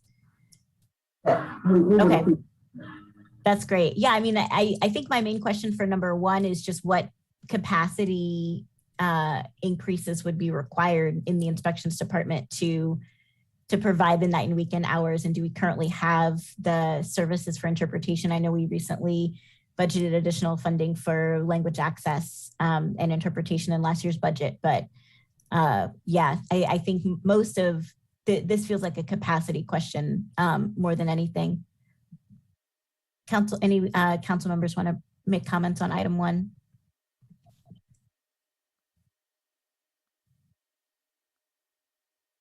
Can I just ask a question, Madam Mayor Pro Tem? Of course, Mr. Mayor. When you say at item 1, I'm looking at the attorney's response. Gotcha. I'm looking at the Bull City Tenants United ordinance, which was sent to us yesterday by Eileen. Okay. And then on the second page, there's detailed recommendations. Yeah. Yeah. Yeah, that we got a few days ago. And the city attorney has now received these as well. Can someone also forward this to Manager Page, just in case she hasn't received it? I have not received it yet. Okay, thank you. Yeah, we'll make sure that you receive this. Mr. Mayor? So I think this and many of the many of the issues that people raised today, I think are capacity issues. I want to just say that I want to talk about our staff a little bit. We have a fabulous staff of inspectors who do a great job. And we may not have enough to do everything that we need to do. And if we don't, that's our job to make sure that we have enough. And if we don't have the people. When I heard some of these stories, and I really appreciate the folks that brought forward these stories, we can't have a situation where somebody is not getting a response, quickly to an important need. But many of the things that people talked about, we know are against code. And if we're not getting there soon enough, if we're not doing the job, I really think that's on us. But I don't think it's that our inspection staff doesn't care, isn't working hard, any of those things. They are working hard. They do care, and they're inspecting a lot of units. So I think that for this item, the one you mentioned, and for many of the items that people spoke to today, and for many of the ones that I think there are several in the analysis that the attorney had that I think are capacity related. Yeah. And so that's my comment. Thank you, Mr. Mayor. Any other comments? Councilmember Middleton. Thank you so much, Madam Mayor Pro Tem, and I want to thank our friends from Bull City Tenants United for coming before us. And really, beyond a policy issue, it's a moral issue. I mean, decent and safe housing. And Mr. Mayor, you mentioned capacity issues, and as I read, I'm seeing a lot of no's in terms of actual legal authority as well to the city. So I guess I'll first of all, let me just say this. I want as robust and impactful an ordinance that we can deliver, whatever that looks like in every area. So whatever we can, when I was working on issues with affordable housing with Durham CAN back before I was elected, one of the things, we realized in doing research on issues where there are a lot of things that we can't, that we are preempted from doing, particularly in North Carolina by this legislature. So that's what actually led to the conclusion that the most powerful thing we could do as a government when it came to affordable housing was use our own land to do affordable housing initiatives. I mean, that conclusion came from a lot of the roadblocks that we faced in terms of compelling developers to, do affordable housing. I don't think Durham will ever have another council. They may have councils as committed to this one, but another council who, if we could vote today to codify these things, I certainly would vote for it. We do it. So I think it is combination capacity and legal barriers. So I'll just say that whatever we can do that is as robust and as impactful as possible, that doesn't run afoul of the law, but can bring the resources of our city to bear. That's what I want to do, whatever that product looks like. Now, capacity is real. When we passed the anti-discrimination ordinance, one of the things that was raised was, if we pass this ordinance, we've got to have the people to actually deal with complaints that are raised under that ordinance. So for every time we do that, that means we've got to, we don't make anything as a government. All we do is collect taxes and spend it. Every time we do that, we've got to get that money to increase that capacity from somewhere. Every area we choose to increase capacity in, we got to pay for. So we know that with a robust ordinance for anti-discrimination, when citizens and residents make complaints, there's no need to have an ordinance that we're not going to enforce or have the capacity to do it. So if we do this as well, we don't want an empty, token kind of ordinance. We want an ordinance that we're actually committed to enforcing and to have on the books. So I did want to ask a question, however, to the attorneys, city attorney. I remember when I was renting in Durham years ago, over 20 years ago, I had some issues with maybe even longer than that, I had some issues with the landlord. And one of the things I chose to do that I found very motivating to the landlord was I didn't withhold rent. I put the rent in an escrow account. and demonstrated that, okay, I'm not just out blowing the money on whatever. Here's the money right here, but you're not getting it. It's in an escrow account until you do the things that you're required to do. And almost instantly, they started becoming more responsive.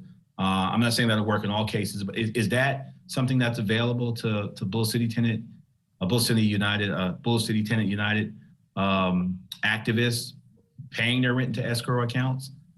Councilmember Middleton, I am not aware that tenants who have disputes regarding the conditions and contract terms of their lease can escrow rent payments until those disputes are resolved or issues are addressed. Mm-hmm. We can certainly look into that, but I have not heard of that practice, honestly. Okay. So I don't know whether that was something that, and did you say that was here in Durham you were doing that 20 years ago? A lawyer actually advised me, demonstrate that you are setting the money aside for the court, that you're not blowing it, demonstrate that that money is growing each month by the prescribed rent amount.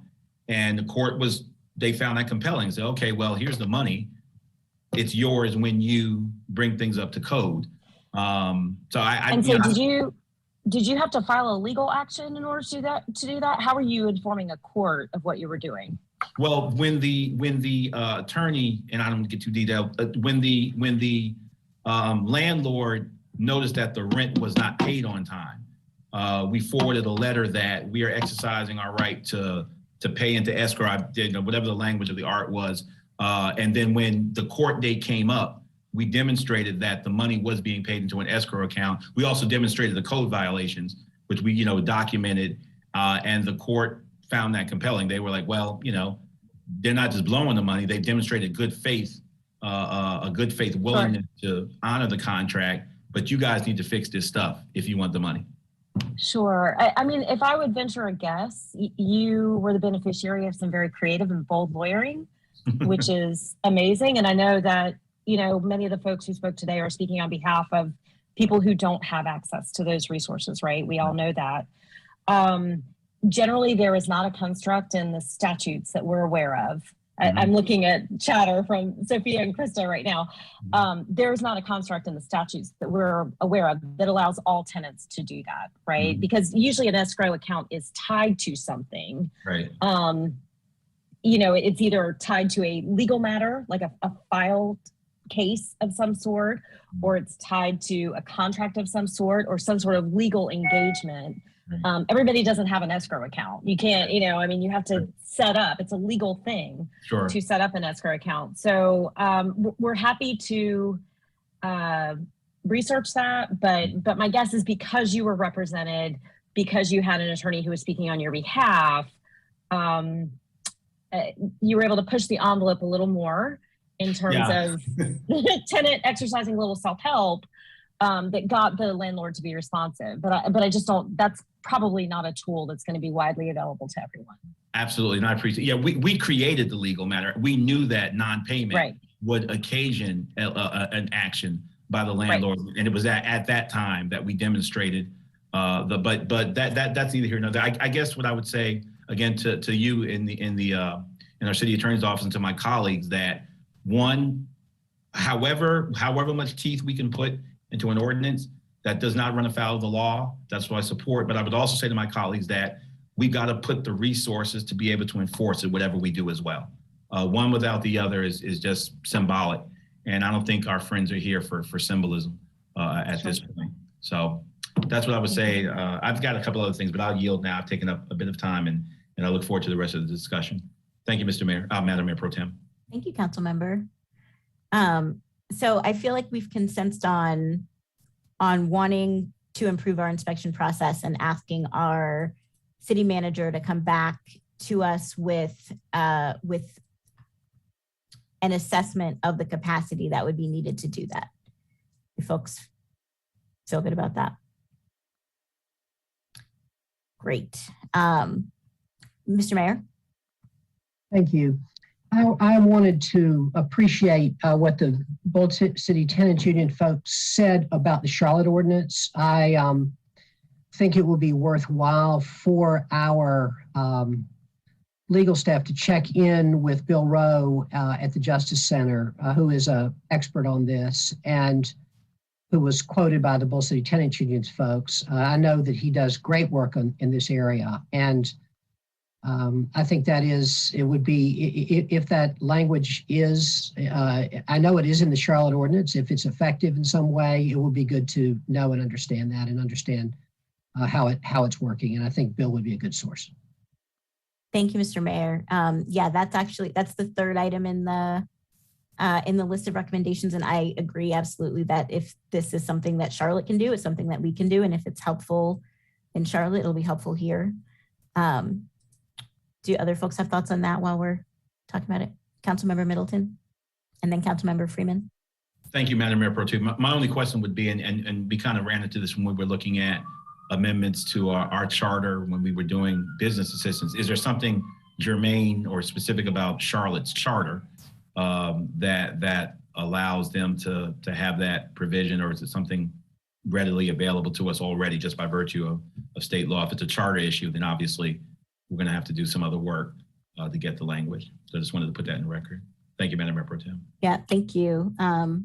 Yeah, I'm sure our city attorney can give us an opinion on that. Councilmember Freeman.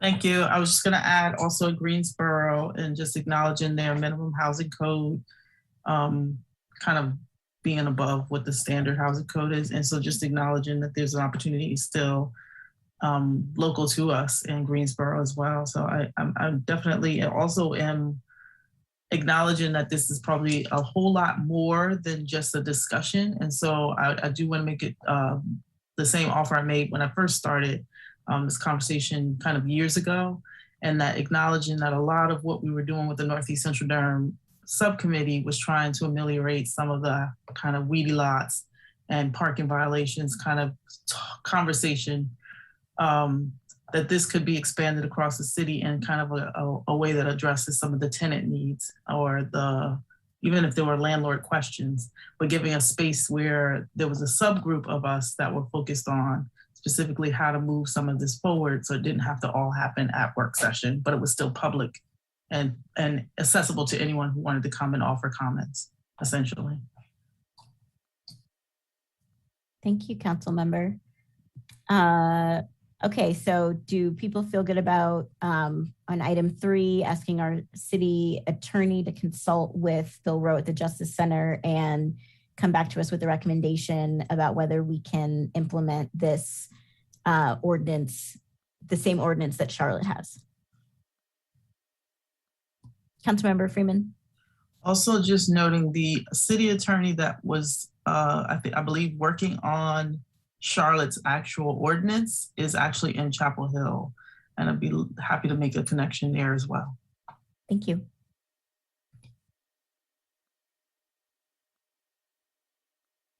Whoops, thanks everyone.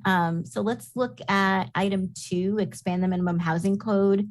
I have a question for our city attorney about this, and I'm wondering if there's anything in this list that isn't already in our housing code, if these things actually need to be added, or if we have an enforcement problem. You know what, Mayor Pro Tem, I think that Senior Assistant City Attorney Sophia Hernandez is probably better positioned to address this, since she advises NIS on these issues, code enforcement issues. And if I could ask, thank you, Sophia, maybe to turn on her camera. Hi, Council. Good afternoon, everyone. Sophia Hernandez of the City Attorney's Office.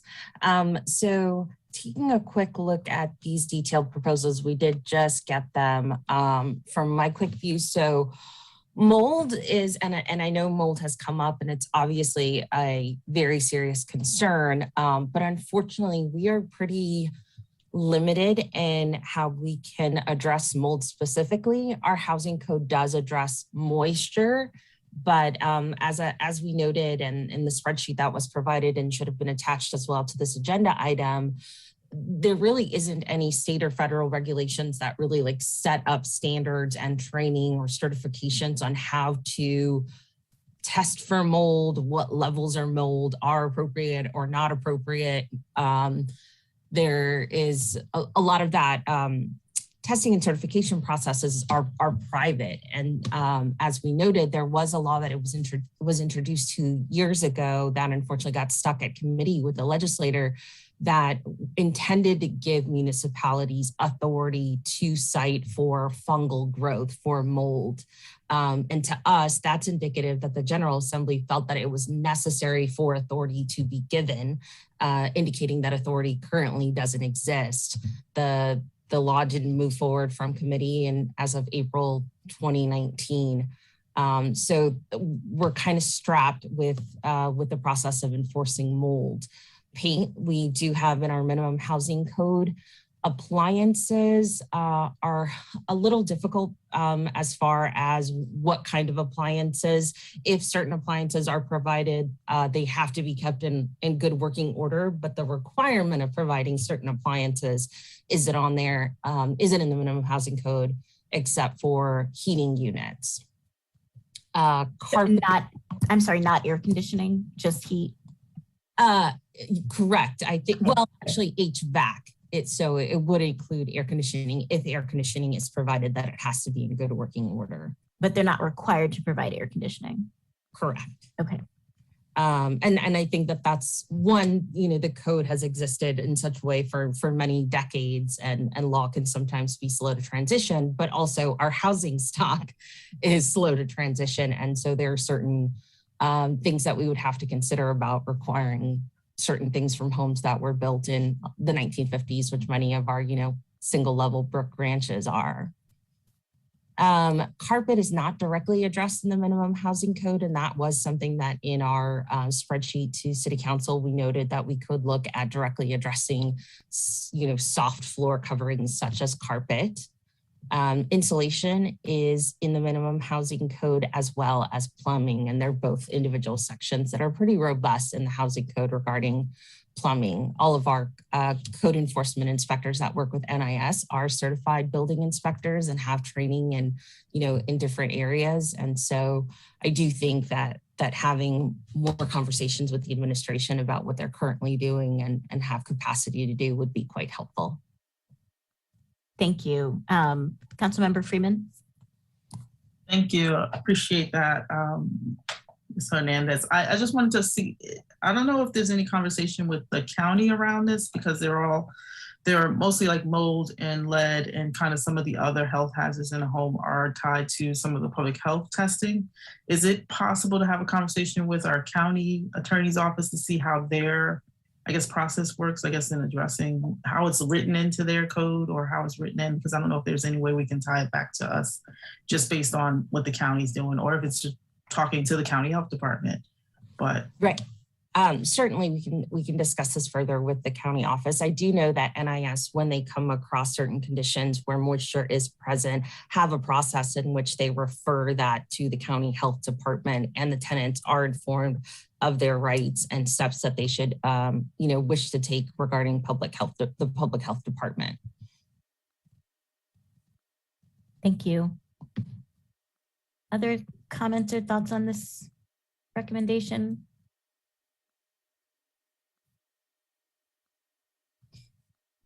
So what's our next step here? Y'all asking NIS to give us a little bit more detailed information about what they are doing. And it seems like we're preempted from adding the things that aren't in the code to the code, but we may be able to improve the process that we have now for dealing with violations.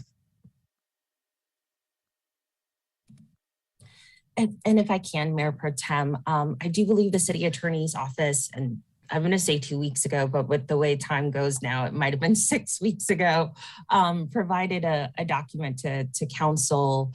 It might have been 11 pages in which we detailed the current existing efforts and ordinances that we have on the book per these proposals. And so in that document, and I do believe it was attached to this agenda item, we noted, the amount of, for example, citations as far as moisture or pests that occurred within the last couple of years, and further detailed the language of our ordinance. And so I do feel that document would be quite helpful to review as we look at any future changes to the ordinance. Thank you. Yes, that is in our packet. And there are several references to mold and leaks citations that NIS has processed on properties. All right, thanks y'all. It seems like, but the carpets, y'all will get back to us about any potential regulation we might be able to do in that area. Yes, absolutely.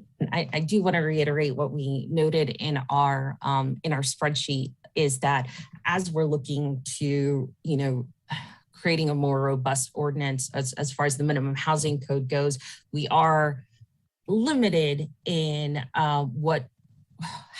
if we distinguish between owner occupied versus rental units and single family, homes versus multi-unit dwellings. And so I think it's important because right now we are here all concerned about tenants' rights and the eviction crisis and, dwelling affordable housing capital in our city. But the state law does prohibit us from saying, okay, only in carpeting are we going to cite moldy carpet, and we can't just limit it to tenant occupied. And so we also have to think about, and I know that this is a concern for our council, of how this might affect owner occupied units and what a citation for these things might mean for folks with limited income that are having a hard time upkeeping their own homes. Thank you. Yeah, absolutely a consideration, and the funding that we have in our repairs program and rehab program may not be enough to deal with some of those challenges. So we'll definitely have to think about resources. Thank you. Any other thoughts on this from council?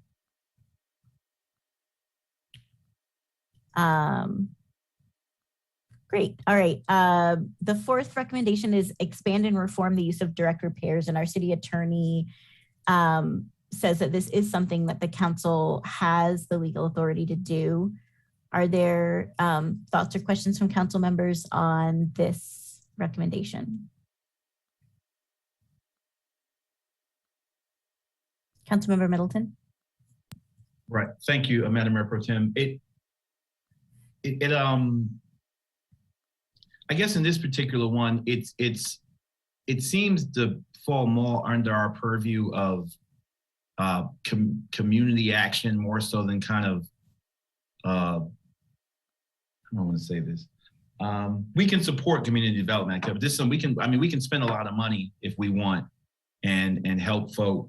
And they're federally, there's home and there's other programs that help folk do repair. And I guess if the city wants to I guess what I'm saying, this is kind of a low-hanging fruit. This doesn't really involve legal compulsion, as it were. This is the power of our purse, right? To spend money on activities. If we want to set up a fund to help do repairs, that's something within our purview, I guess. So it seems to me that this would be a low-hanging fruit and some things that we kind of already do as a council and as a government. And I certainly, if we want to talk about doing more, that's a conversation I would welcome having. I guess that's all I would want to, say about this particular one. This one seems like kind of a gimme to us. But I'd say, Madam Mayor Pro Tem, I won't belabor it. Thank you. No, thank you. Other thoughts?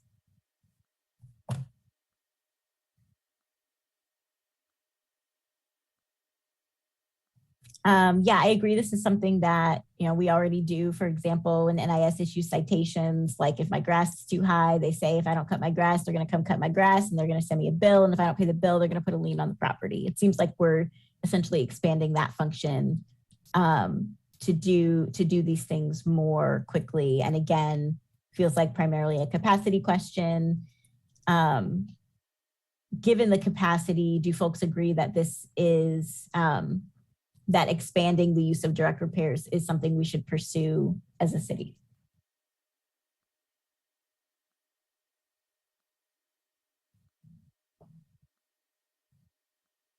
Mr. Mayor? I guess I think, I'm not sure how kind of rolled out what we've already got budgeted is.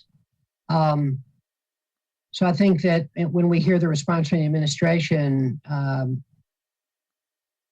we'll be able to understand, I think, better what, Councilmember Middleton's right. We have a lot of this. We do a lot of it. And we've budgeted to do a lot more through our affordable housing program. So what is the status of that would be a really good thing to know when we hear back from the administration. And and then thinking about what the need is compared to that and how we're gonna meet it. Thank you, Mr. Mayor. Councilmember Freelon. Thank you, Mayor Pro Tem. I've just been, primarily listening, and definitely want to thank the folks from the Citizen Tenants United group for coming out and speaking. That testimony was really powerful. And what I heard from City Manager Page was that she was taking copious notes while those comments were being offered, and was going to come back with something that'll help provide more context. So basically, I want to echo what Steve is saying, what Mayor Schul is saying about, I think that broader context from staff will be helpful for all of these decisions, and to make any kind of broad strokes absent that context, might be premature. And that was kind of that was what I took from what City Manager Page said. So, obviously, two of us won't be here when those recommendations come back. So it kind of puts the ball back in y'all's court to make these decisions. But I do think that context would be helpful. So that's where I am. Thanks. Thank you. But so you'd like the admin to look into it? Yes. Yes. Okay. Councilmember Freeman. And thank you. I appreciate Councilmember Freelon and Mayor Schul's comments. I think it's important to note that to be clear, we can't do it all in 1 year, and we can't do it all for the entire city. But I think that there's probably some of our programming, as Mayor Schul was mentioning, especially around the affordable housing bond, that could be expanded with funding from, whether it is ARPA or some other funding source, but having a plan ready or some information ready so that the council can make that decision is probably the best next step. So thank you. Great. I think we have a consensus that we'd like our staff to look into it and get back to us. The next item, our city attorney recommends that it's entirely preempted. And I don't see a way past that. For item 6, the parking and towing, though our city manager city manager's office also stated that this was preempted.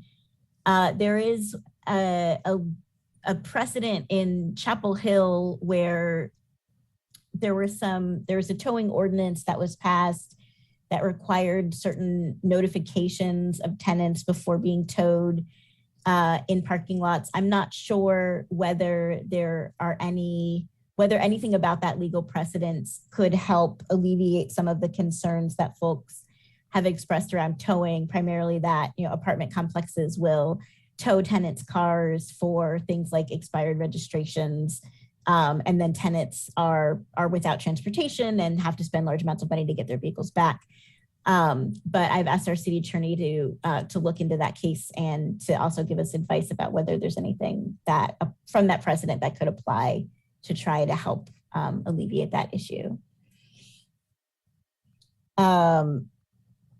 The 7th item also appears to be entirely preempted. I'm sorry, Councilmember Freeman. Also on item 6, I just want to make sure that I note that there may be some leeway around how we mandate our parking spaces by contract, or essentially when we're doing new building permits, there's something we're doing, and I'm not sure what it is exactly, but there's something we're doing that makes it mandatory for an apartment to have a parking space.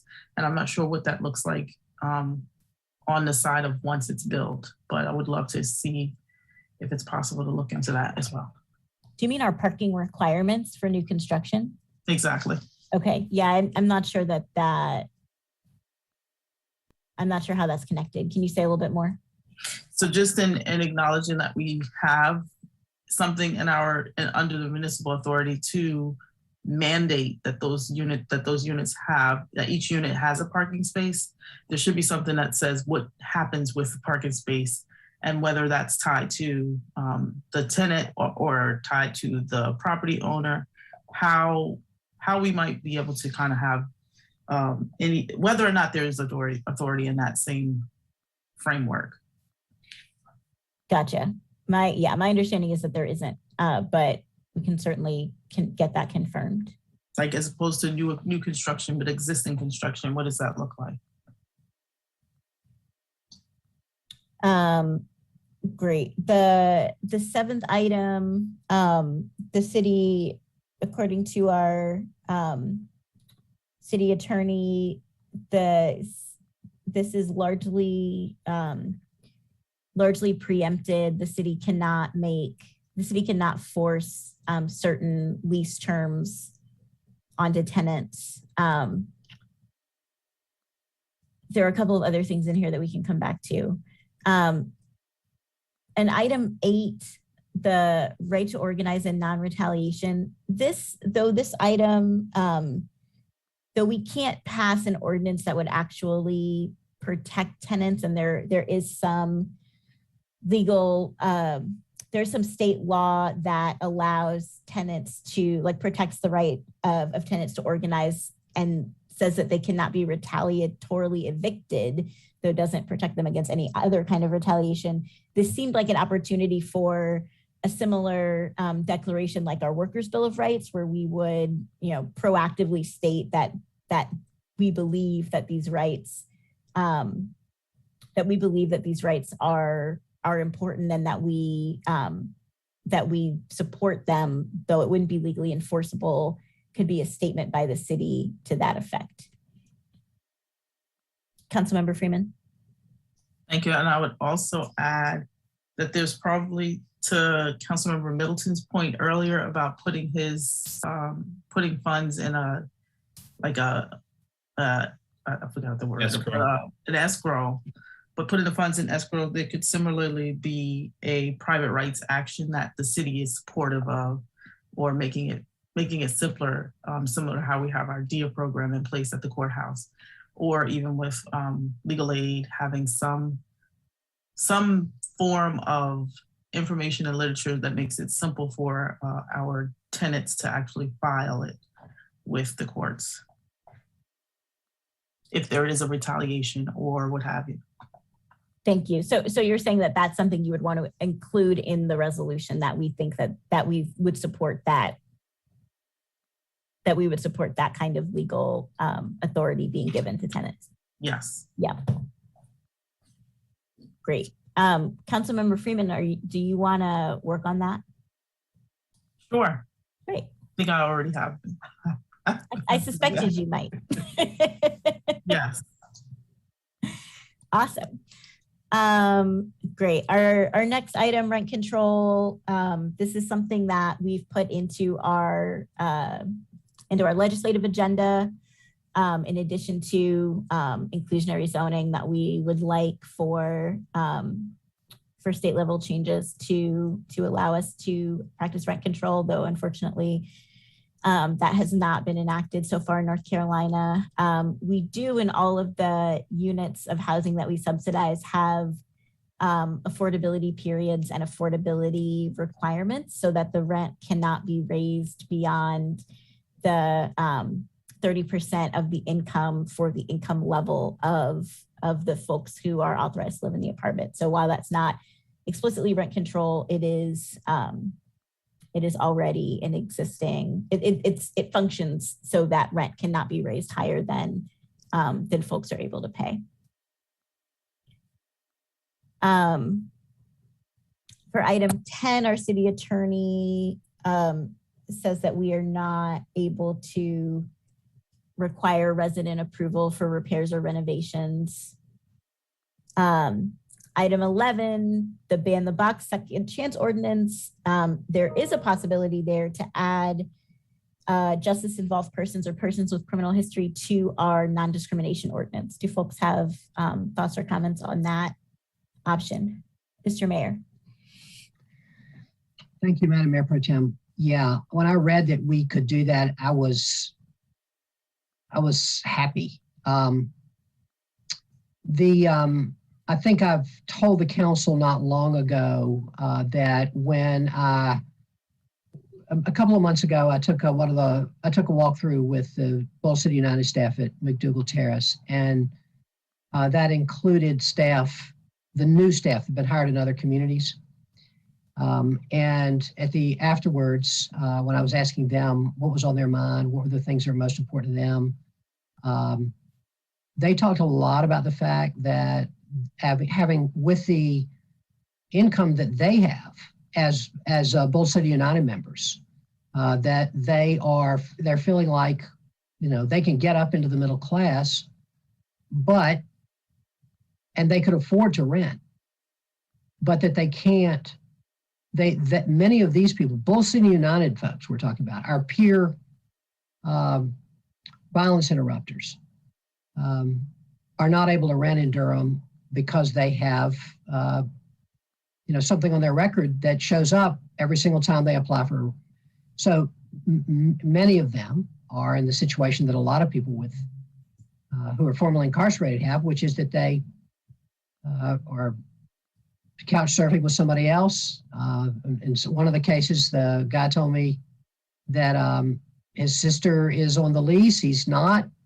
A couple of them talked about their girlfriends being on the lease, that they can't have this on their own, and it's just terrible.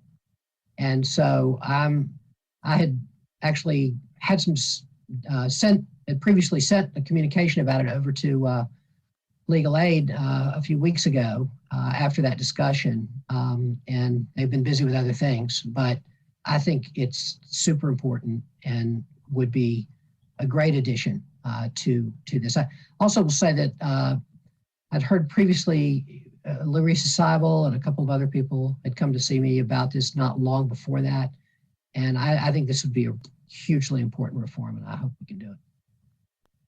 Thank you, Mr. Mayor. Other council members? Councilmember Freeman?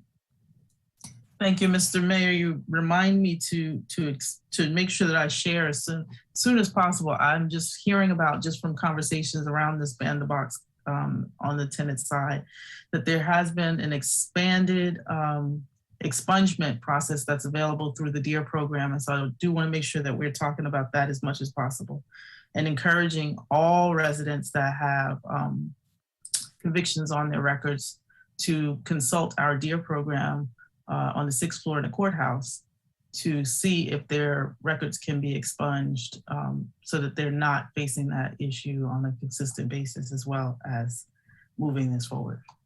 Thank you. Thank you, Councilmember.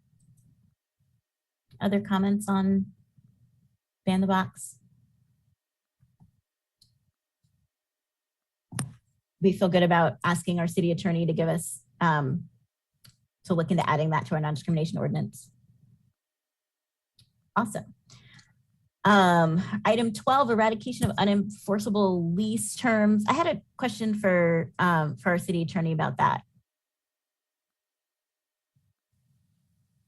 Thank you. Hi, Madam Mayor Pro Tem. Hi. So if the lease terms are unenforceable, does it matter if they're in the lease? Like, how does that, if the landlord can't enforce them, aren't they just void? As a matter of law? Yeah. I mean, if they're illegal terms as a matter of North Carolina law, then they are void. But I think we're kind of preempted in the space because the state has a Landlord Tenant Act. So. Yeah. Yeah, thank you. Yeah, I think that the memo indicated that we were preempted. I wasn't sure if but in addition to being preempted, I wasn't sure what doing something like this would actually accomplish.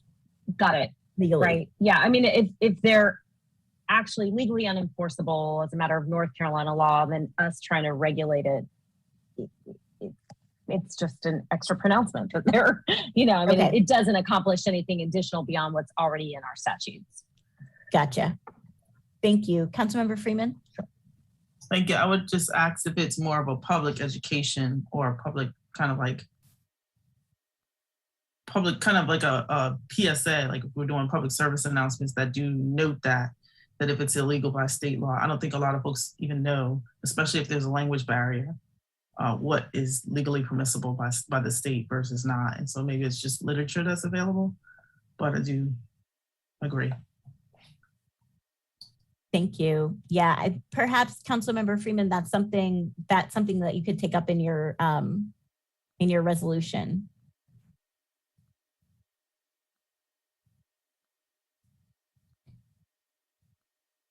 Alrighty, and our last item is 13, notify tenants of zoning changes relevant to their homes. We've talked about this before for rezoning cases where we only notify owners, and our staff has told us about the challenges that notifying tenants that we don't always have good data on residents of multifamily buildings, that it's just a little bit harder to notify tenants because we don't have like a registration law where people have to tell us where they live or landlords have to tell us that they're renting a particular property. We could certainly ask our planning staff to come back to us and give us an opportunity to consider this again if folks think that that's something that we should do. Councilmember Freeman?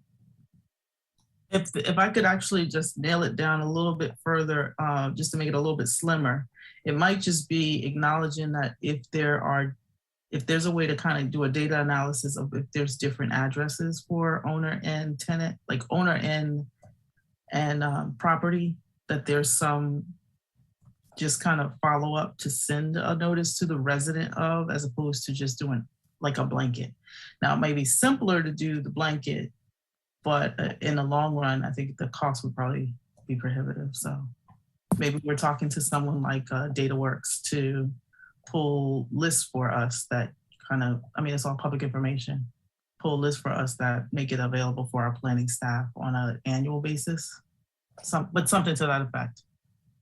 Sorry, you're saying like a list of residents so that we would know who was living where and be able to notify them. So specific, like even if it's just specific to a case, or even if it's specific to a zip code, having a list available on an annual basis that says that these are the folks whose addresses are different from the owner and the tenant, or the owner and the property owner versus the actual address for where the property is. Okay, yeah, we do have that on the already. Like if you go on the internet and you look up a property, the owner, if the property address and the owner's address are different, that can be parsed. So our planning department could tell us which properties are tenant occupied, but it's trickier, for example, if it's a multifamily building, to like notify all those tenants in that building. But we can I think in those cases where it's like multi-tenant buildings, it's kind of like resident of A, B, C, D, E, F, G, and yeah, that's it. Yeah, and we probably, yeah, I mean, it's a question of the resources that we want to put into it if we think it's important, whether we want to continue to pursue it. And I'm not clear on what the consensus is on that yet. I do think it is important, acknowledging that there were a couple of cases where there were tenants who would have liked to have been made aware of the property zoning changes or the upcoming cases. I leave that to my colleagues though.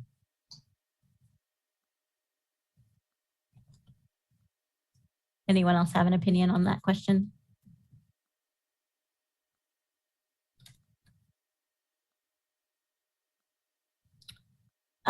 Given no further opinions, I don't know what to do.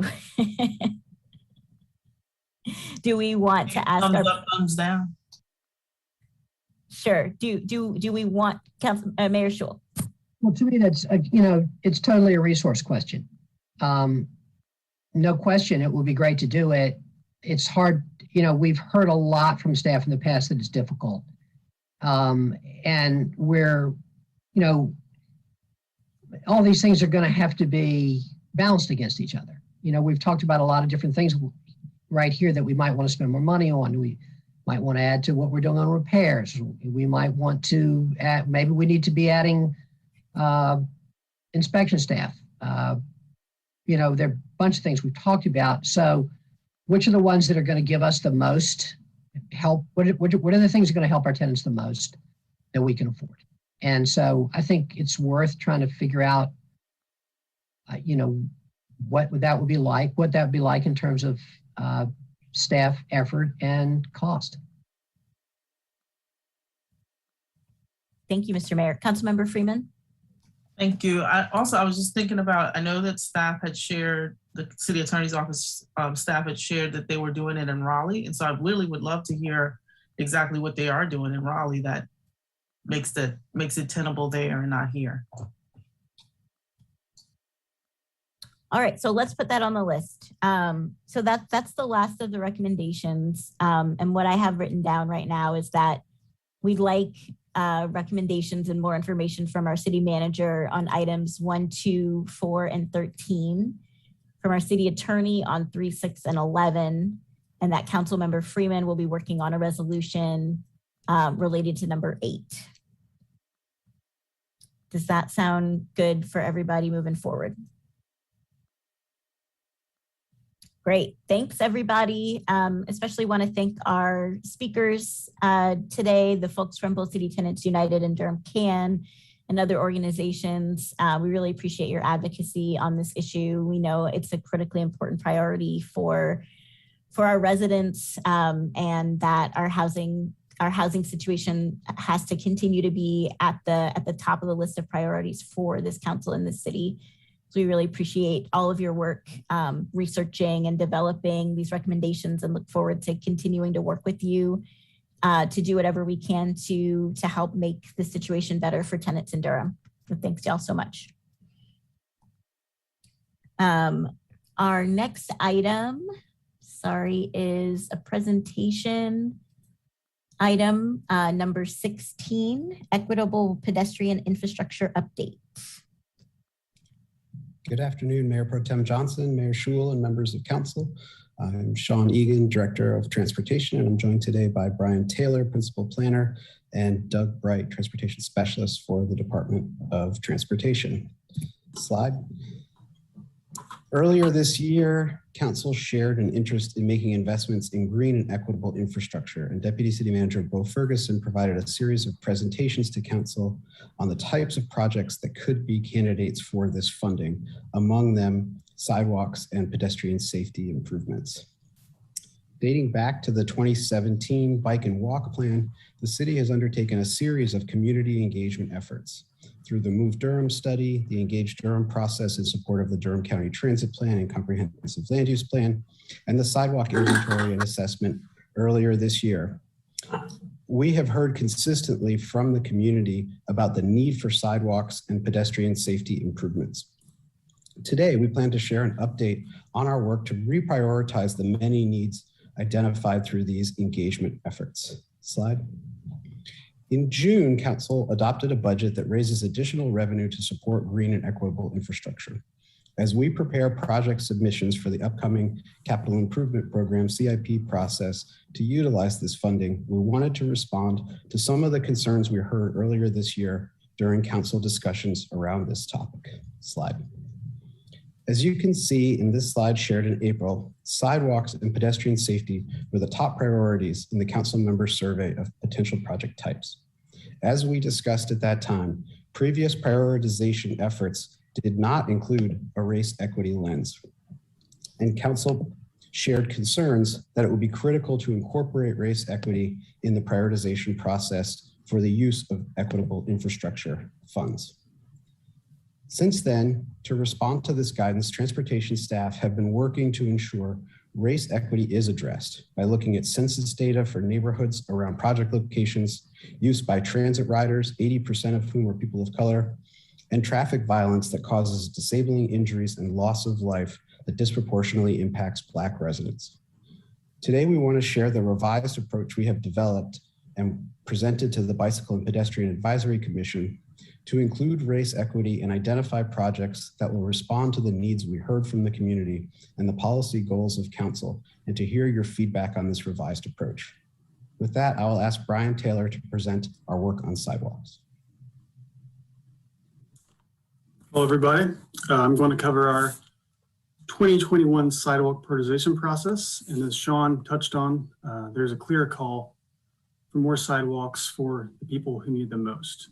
And the Transportation Department is developing a list of additional sidewalk projects for funding using an updated prioritization process from the 2017 Bike Walk Plan that incorporates a more sophisticated lens for equity. Next slide. The 2017 Bike Walk Plan, which we used to make funding decisions for sidewalks, included 2 rounds.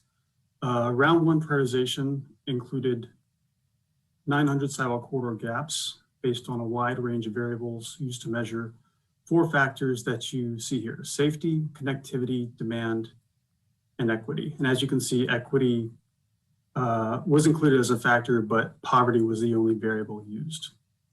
There was a round 2 review of sidewalk corridor gaps by a committee that considered all these factors together in context, and public input was also considered as part of this process. And this led to development of 16 sidewalk corridor projects that were included in the adopted 2017 plan. This list of 16 sidewalk corridor projects is, however, a small fraction of what we need to build. Next slide. You can see these 16 sidewalk projects from the Bike Walk Plan here in blue on the map, and their status is shown on the table to the left. There are also sidewalk projects from past plans, and these active or completed sidewalk projects are not shown on this map. And when we filter out all the sidewalks that have been built since 2017 that are in design or in planning, we are still left with 670 sidewalk corridor gaps in the city, shown here in orange. There's about 300 miles.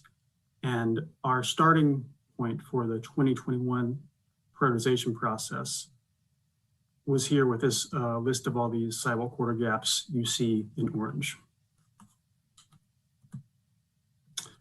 We began our prioritization using an updated round 1 process that placed greater emphasis on equity variables, including households in poverty, which we already had included under equity, minority households, which was added to the equity factor, and bus stops and bus stop ridership within 200 feet. This was included under the demand factor, but as Sean has noted, we believe that bus stop access is an important equity variable in Durham, considering that 80% of Go Durham riders are people of color. The weighting was doubled for all 3 of these equity variables as part of this scoring process. And I'm going to share some maps that illustrate the impact of the revised prioritization. This map shows the equity factor scores for sidewalk corridor gaps. Above average scores are shown in pink and red. This equity score for each sidewalk gap is specifically based on the average percent of minority households in census blocks within a half mile of a sidewalk gap, and the average percent of households in poverty in census blocks within a half mile. And when we added minority households as an equity variable, this gave higher priority to sidewalk gaps in several majority minority neighborhoods, including some outside the city center where poverty may not have been as acute, but there was a very high percentage of minority households. Examples being Ross Road, Junction Road, Dearborn, South Roxborough, Cook. These were the types of sidewalk gaps that jumped up higher on our lists. Next slide. This map shows how different sidewalk corridor gaps scored on access to transit. The transit variables are part of the demand factor score, but as we mentioned, we are also using this as an equity variable. And the transit score for each sidewalk gap is based on the number of bus stops within 200 feet and the sum of average daily ridership for all bus stops within 200 feet. And our refinement to this transit variable and our increased weighting gave greater priority to sidewalk corridor gaps on streets that directly serve Go Durham buses and Go Durham riders. Next slide. We summed up the scores for safety, demand, equity, and connectivity factors to calculate total scores and rankings for all 670 sidewalk corridor gaps. We went through several round one scoring iterations and refined our methodology with feedback from Transportation Department staff. And we then selected the top 200 sidewalk corridor gaps, shown here in blue, for the round two working group review. Next slide. A working group of Transportation Department staff was set up to review the top 200 sidewalk corridor gaps. And as part of this review, factors and variables from round one were ground truth, so to speak, and considered together in context. We also considered the feasibility and scope of sidewalk projects and also referred to existing public input from plans and recent surveys. And this review is being used to develop the preliminary list of 50 sidewalk corridor gaps. And I'm going to share a few examples from that round two review. Each sidewalk corridor gap was reviewed using street view, aerial, GIS layers, existing plans, public input, and in some cases site visits. And the working group attempted to answer several questions for each sidewalk corridor gap. One being, does the round one score make sense for each factor, such as safety, demand, or equity? Can we build a sidewalk here, thinking about constructability? And then what type of project is the best fit on this street, thinking about scope? And our first example here comes from Junction and Ross Road. You can see the light blue lines show that there is no sidewalk on either side of Junction Road or Ross Road. The red diamonds indicate pedestrian crashes on Junction, at Ross, and at Holloway. So we can look at this map and confirm that there are serious safety issues here that back up the very high safety scores that were attributed to these sidewalk gaps on these streets. We also know that people need these sidewalks to access the bus stops and grocery stores shown on this map. So we know that there is a clear demand for walking here based on the nearby destinations shown in the bottom left-hand corner of the map. We also use Street View to assess demand, which is a great resource for transportation planners that we use about every week.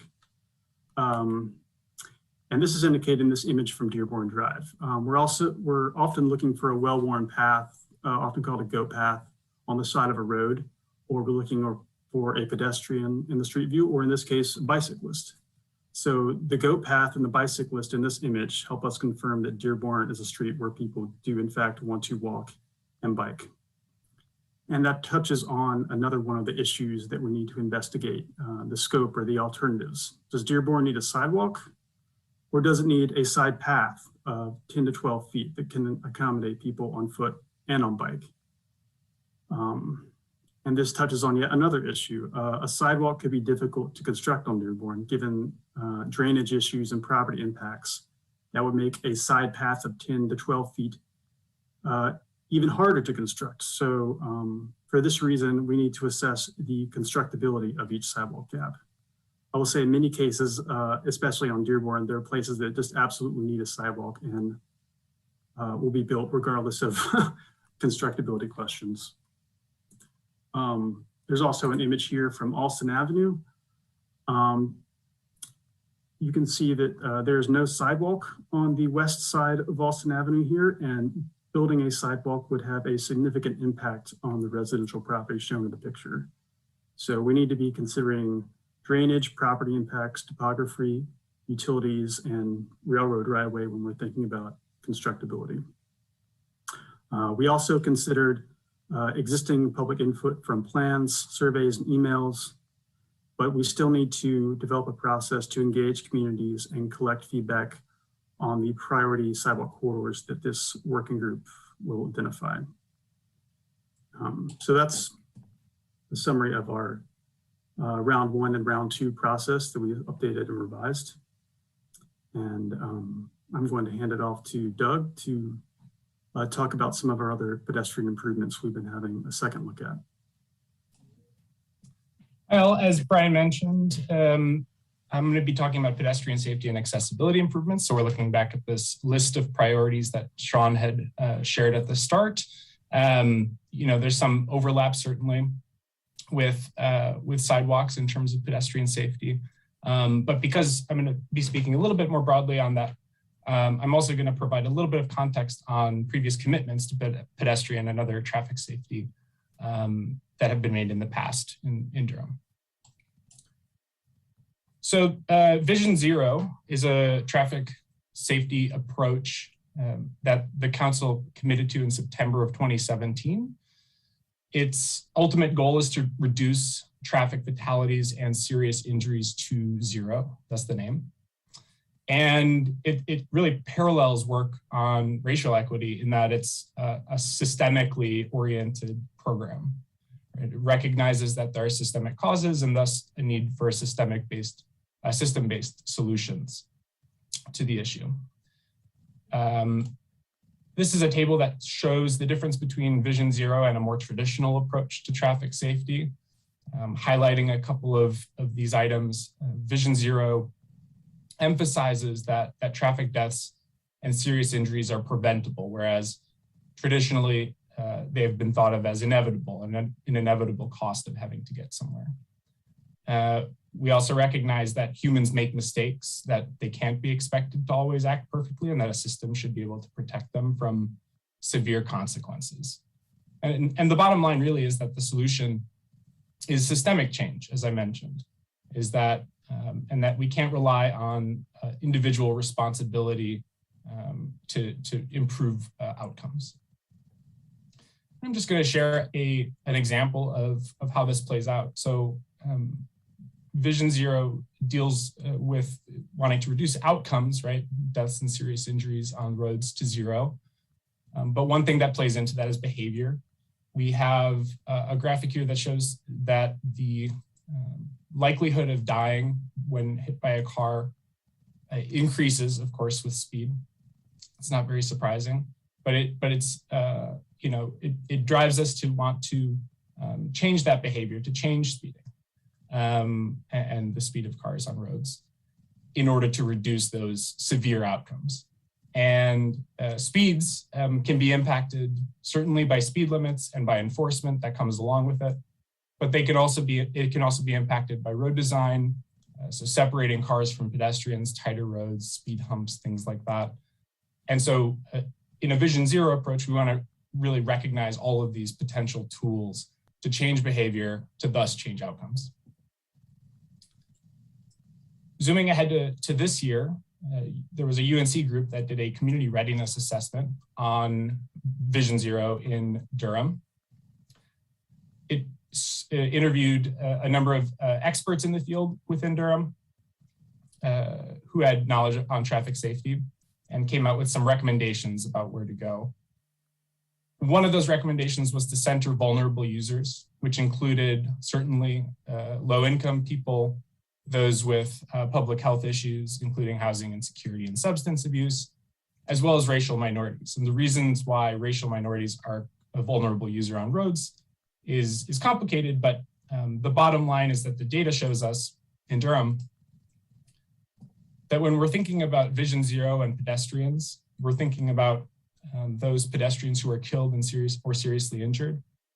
In this 13-year time span, we see that Black people in Durham represent more than 50% of the deaths and serious injuries as pedestrians, while representing less than 40% of the county's population. And that bottom line, when we look at the problem through the lens of race, is powerful. And it's one of the reasons that we embarked on this kind of data analysis to recast our Vision Zero approaches in a racial. So this is a map, which I'll explain. The red areas represent the high Vision Zero crash rate areas. So these are areas where pedestrians have a higher risk based on crash rates in the past. And then the blue areas are block groups that are higher minority population. And the places where they overlap are the purple areas. And these are what we're imagining to be priority neighborhoods for Vision Zero going forward, recognizing that they both have high proportions of minority residents and high proportions of crash rate and impact on pedestrians. And so this is a map that I'll bring up again, and we'll hope to guide neighborhood-based approaches to traffic safety going forward. This is just a zoomed in version of those two chunks, the northern chunk and the southern chunk of those priority neighborhoods, in order to give a little bit more context. And so the question is, how do we tackle the issue of pedestrian safety more broadly? What kind of tools do we have? One of the tools that I'll talk about are intersections. So Brian had presented on the 2017 Bike Walk Plan prioritization for sidewalk corridor gaps. And this is the same context that I'm providing for intersections. So in that Bike Walk Plan, there were 480 intersections that were considered as needing some level of traffic safety improvement. Again, it did include equity, but it was only limited to households in poverty. There was another round of further evaluation to kind of narrow things down, to provide a little extra nuance, and that resulted in a list of 25 projects that ended up being in the plan itself and recommended for prioritization. And the map on the right is providing that that scoring process from the first round, really a lot of emphasis on the center of the city. For a little bit more context, this is just sort of an example of what one of these intersection projects looks like. So at Mangum and Dillard, this is one of the 25. Phase 1 of this project is already completed as of earlier this year, and there's a picture of it on the right. But it's very simple stuff. It's adding high visibility crosswalks, push buttons, an overhead signal, signage, et cetera. And then a little bit more in terms of phase 2 being kind of changing the distribution of lanes on the road, adding a bike lane and so on. Fairly straightforward and simple approaches here, but just wanted to provide kind of what kind of intersection improvements we're talking about. Adding visibility for pedestrians, essentially. So coming back to that list of 25 projects, the purple areas on the map here are the same purple areas that you saw before. These are the priority neighborhoods that we imagine based on our analysis. These 25 projects in the blue crosses are throughout the city, but 5 of them were in these priority neighborhoods. 4 of the 25 projects remain unfunded at the moment, and 0 of those unfunded projects are in those priority neighborhoods. So what that tells us is, if we are serious about angling towards racial equity in our Vision Zero approach, in our traffic safety approach, then really we need to come back to this list, perhaps in the same way that Brian has presented it on sidewalks, and implement racial equity in terms of the prioritization scoring, and recognize kind of what intersections fall within areas that are of higher risk. And there are plenty of projects from that initial list of 480 that are in those neighborhoods. So 65 intersections were in those priority neighborhoods to start. And like I mentioned, 5 of those intersections were actually chosen within the Bike Walk Plan. And so we recommend, as I mentioned, coming back to this list of 480 or even more, and reprioritizing, as Brian has done with sidewalks, using an approach to include some nuance and recognize the same kinds of complicating factors within each of them, but really coming back to it and using re-implementing race in terms of the prioritization method there. One other thing I'll touch on briefly is traffic calming. So traffic calming is kind of a collection of approaches that are outlined in this traffic calming guidelines document that came out in 2017. But there are things like speed bumps and raised crosswalks and traffic circles. The document on the right came out in conjunction with Vision Zero and that commitment. And on the left is a snippet from the 2017 Bike Walk Plan, which recommended using traffic calming guidelines, traffic calming within neighborhoods in order to slow speeds and reduce impacts. What we recommend is really embracing these as kind of low cost, more speedy methods to be able to make impacts, especially in places where an analysis like the one Brian presented on might suggest that a sidewalk isn't appropriate or isn't as feasible as we hope it to be, and can reclaim the road for pedestrians and others who need to use it, even if there aren't sidewalks available. And providing a little bit more context, there are some of these implementations existing in Durham, of course. These are two of the implementations, raised crosswalk and traffic circles, that we imagine to be most impactful and have really excellent application for neighborhood level traffic safety improvements. So these aren't necessarily on the biggest streets and the biggest intersections, but even at mid-block crossings and things like that. So the bottom line is kind of re-implementing and making sure that traffic calming is brought back into the tool set as we move forward. So with that, I'll pass it back to Sean to wrap up. Thanks, Doug. So what we really wanted to hear from council today was, following up on the conversation that we had in the springtime. We've gone back based on what we heard then and looked at incorporating race equity, reprioritizing and revising this approach. We really have a strong inventory based on what we have heard from the community through a series of community engagement efforts over the last several years. So the challenge is making sure that this prioritization approach is the right approach for this. And we'll continue to engage with the community to make sure that we are on the right track with this. And our hope is that we'll hear from both council and the community that this is an approach that addresses priorities. And so that when we move into the CIP request process, we do that in the understanding that these projects are responsive both to the needs and the priorities of council and our community. So with that, we're happy to take any questions that you have. Thanks, y'all. That was a really great presentation. I'm really excited to see how this work is moving forward. Comments or questions from council? Councilmember Freelon. Thank you.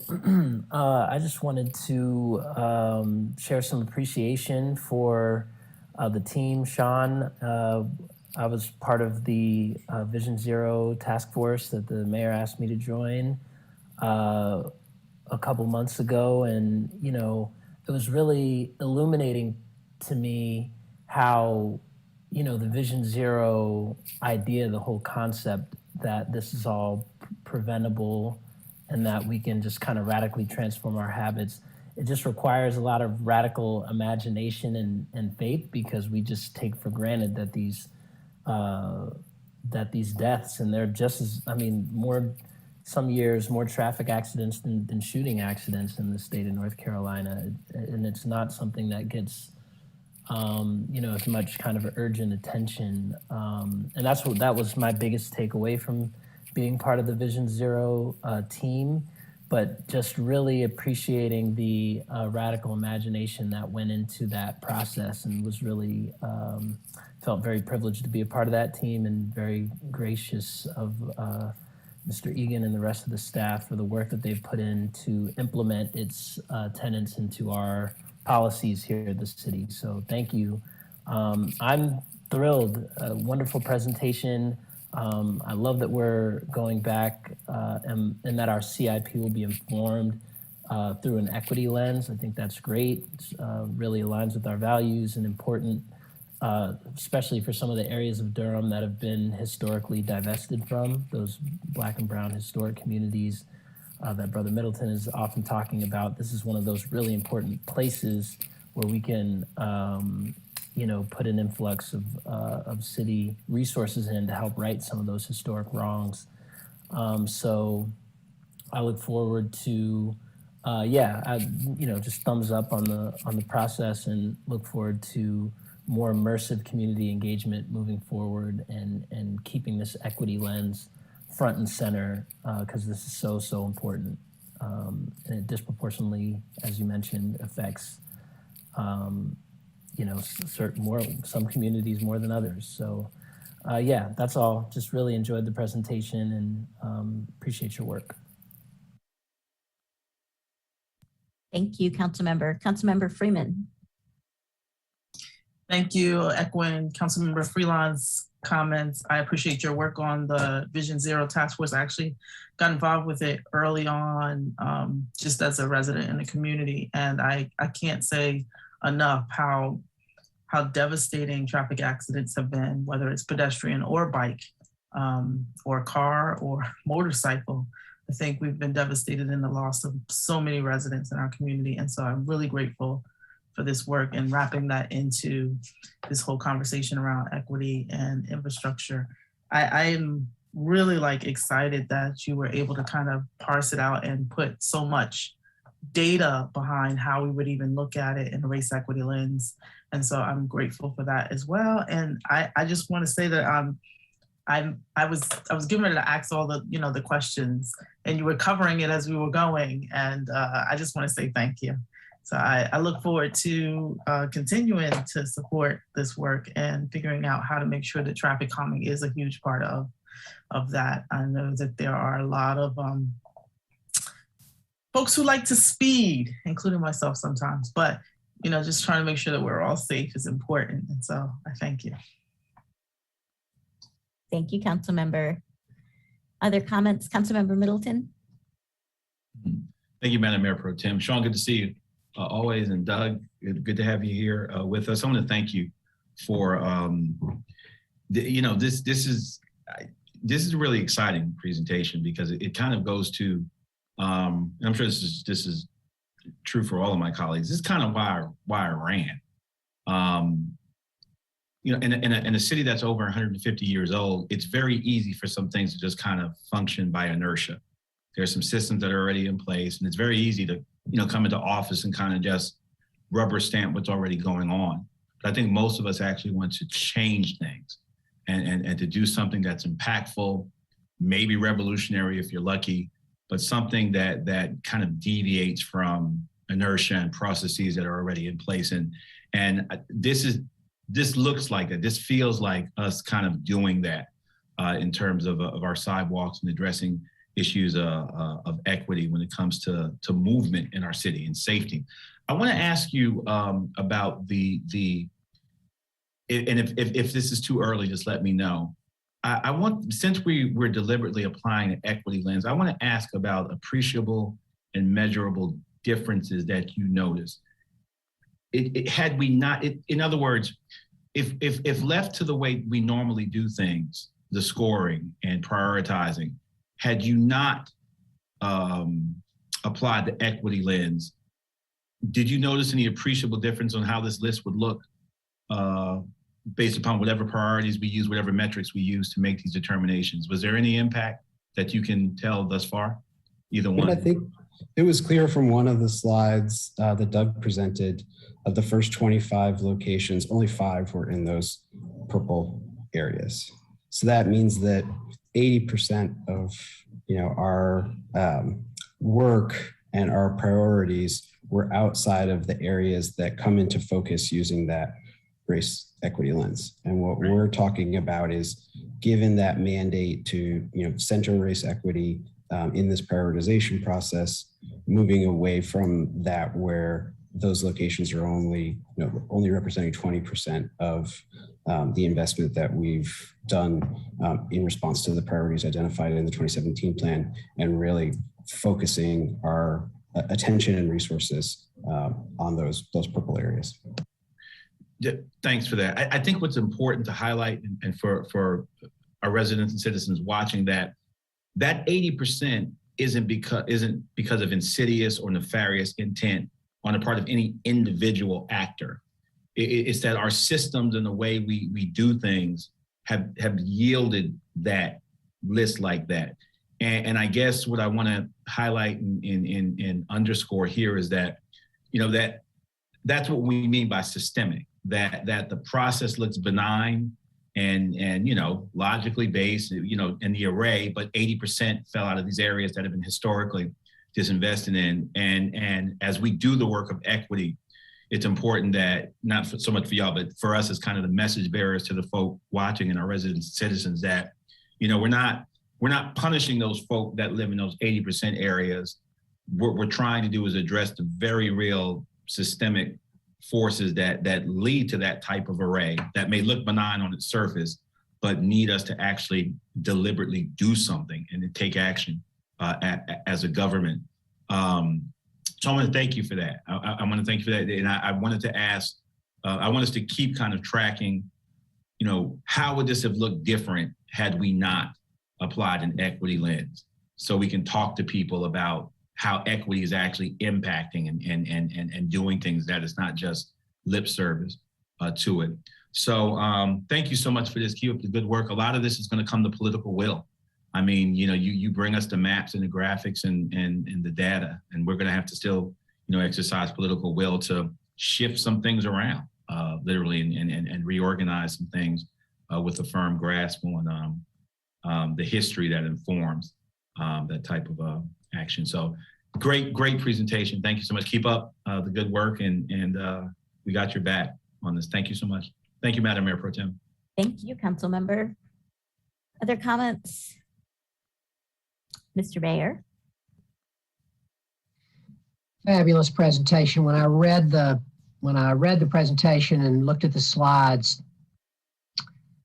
I was so impressed. This is the kind of work that I love how granular it is.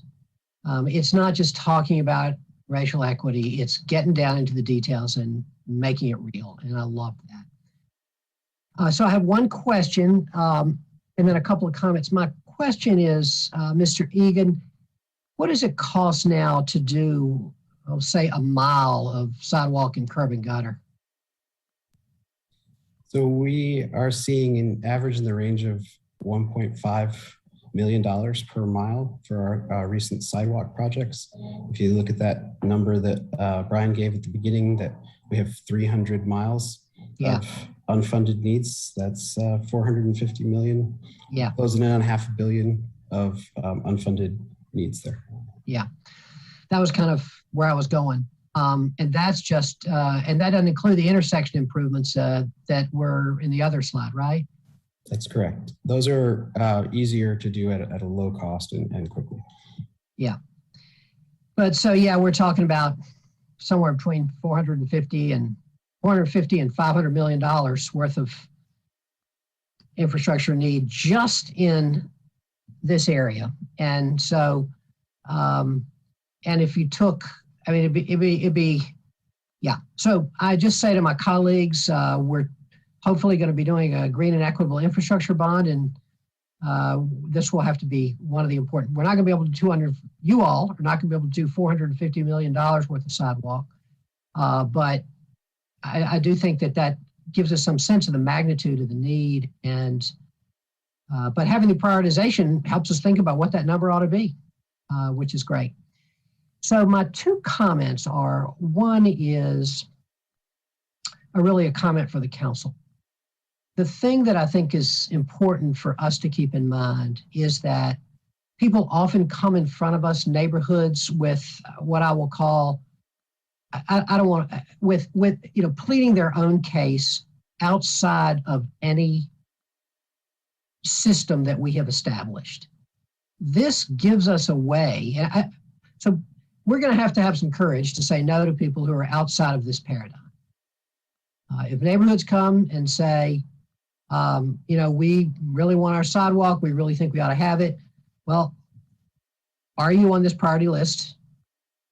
And, you know, otherwise it kind of is special pleading, and we're not, you know, going to be able to do that. And I think sometimes that takes courage on the part of the council, but I do want to say that what this gives us is a framework to make those decisions and to be able to say to people, this is the framework we're using. The other comment I have is that, you know, just to nuance the discussion a little bit about equity, When this was done in 2017, the staff was very careful to use an equity measure. It was a poverty measure, but it wasn't a race measure. And I think that we have, we've got new policy goals now, and it's really interesting to me to see how those changes in equity measures have made a difference here. And so I think that the staff that did it originally, did the 2017 study, had a real equity focus as well. I remember it very well coming to us. But adding the specific racial metric, I think has really been it's really interesting to me the way in which the overlap is. There is overlap, but there's also many ways in which there's not overlap. And so it's valuable to have this. So those are my two thoughts. And I think I want to echo what my colleagues have said, and thank Councilmember Freeland for being a part of the working group. And just, it's really great. And it's just exactly what we need. I was with, on the run that we had a couple of weeks ago, Sharon Davis was there, and said to me after the run, our racial equity officer, that she was so proud of the work that the city is doing in very practical ways. And this is one of those ways. So much appreciation. Thank you, Mr. Mayor. Councilmember Freeman. Thank you. I just wanted to appreciate Mayor Schul's comments and just acknowledging, like, it's so difficult. It's difficult to prioritize everything, and we can't. But I do want to note that it's probably not a no, it's probably not yet. And so just making sure that we're clear, like, we have to be able to show folks when they come about in the process, rather than saying we're not going to do it. Because I think there are a lot of infrastructural issues that we have overlooked, and a lot have historic, underlying discrimination tied to it. And some have just been we just didn't have the money. And so just making sure that we don't let folks think that we're not going to get to some of the very, real issues around our infrastructure is important too. So thank you. Thank you, Councilmember. Any other thoughts or comments? Thanks, y'all. Really appreciate all of this work. It's really, putting our policy goals into practice in practical and impactful ways. And yeah, can't wait to see it happen. Thank you. Thank you for the opportunity to share this really important work. All right, friends, our last presentation of the day is our 2021 employee engagement survey.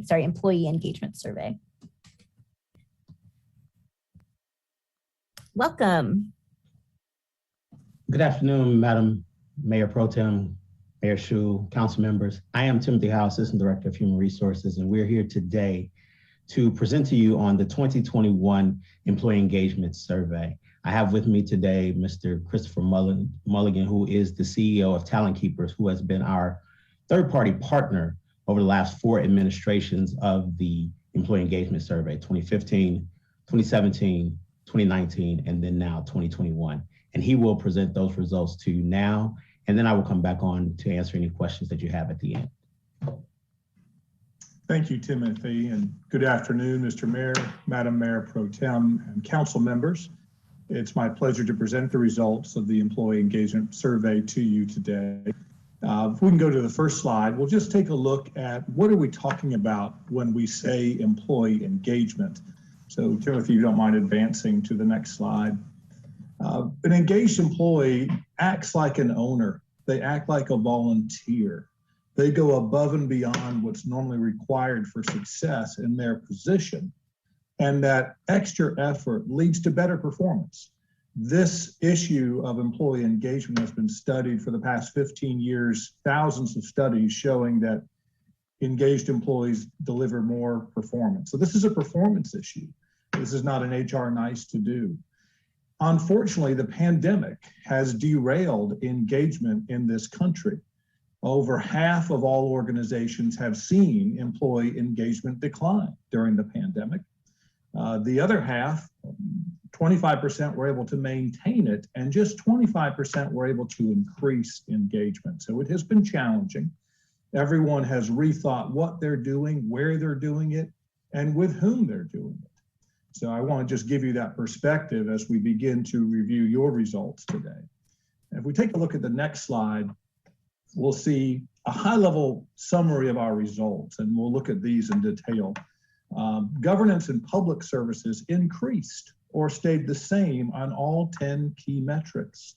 Community building increased or stayed the same on all metrics except intent to stay. And admin and support realized gains in many metrics, including a 7% increase in employee engagement. Please remember my previous comments. This is very unusual that we would have any departments increasing engagement. And what we have learned in over 21 years of focusing on this as our business is that these results don't occur by happenstance. They are the result of hard work by leadership teams. And one of the best ways to leverage results like these is to lean in to those departments where we have seen increases and pick their brains. What are they saying or doing differently that is enabling their staff members to feel better about the work they do and the environment in which they work, and is enabling them to give us that discretionary effort? Conversely, we have seen some declines. Public safety declined on 8 of the 10 metrics. You'll see those results throughout the presentation, and also recognize that public safety represents 41% of our respondents in the 2021 survey. So that group is going to color the overall result, is going to have an overt influence on those. We also saw that items in the department management scale declined on average 4 points across the city overall. This is the perception of leadership within the departments. We also saw that satisfaction declined, and the sense that employees are proud to work for the city has declined. Neither of those is unique in this time of the pandemic, but it is something certainly to be concerned with. More employees are satisfied with their benefits, but fewer are satisfied with their pay. And again, we'll look at these details as we go forward. And lastly, fewer employees agree that they rarely consider leaving the city, or that they plan to stay with the city for 10 years or more. This speaks to the issue of retention. And I'm sure you have all seen in the media that 2021 is being regarded as the year of the Great Resignation or the Great Reevaluation. So that is impacting different elements of the workforce. Females are leaving at higher rates traditionally than male counterparts. And there are some other groups that are more likely to leave their jobs. But one thing we know about engagement is engaged employees tend to stay longer. So it behooves us to address these issues in the best way possible to increase engagement, performance, and retention. We take a look at the next slide. We'll see participation. You can see the survey was administered back in April, from April 26th to May 20th. We had, at that time, 2,421 eligible participants.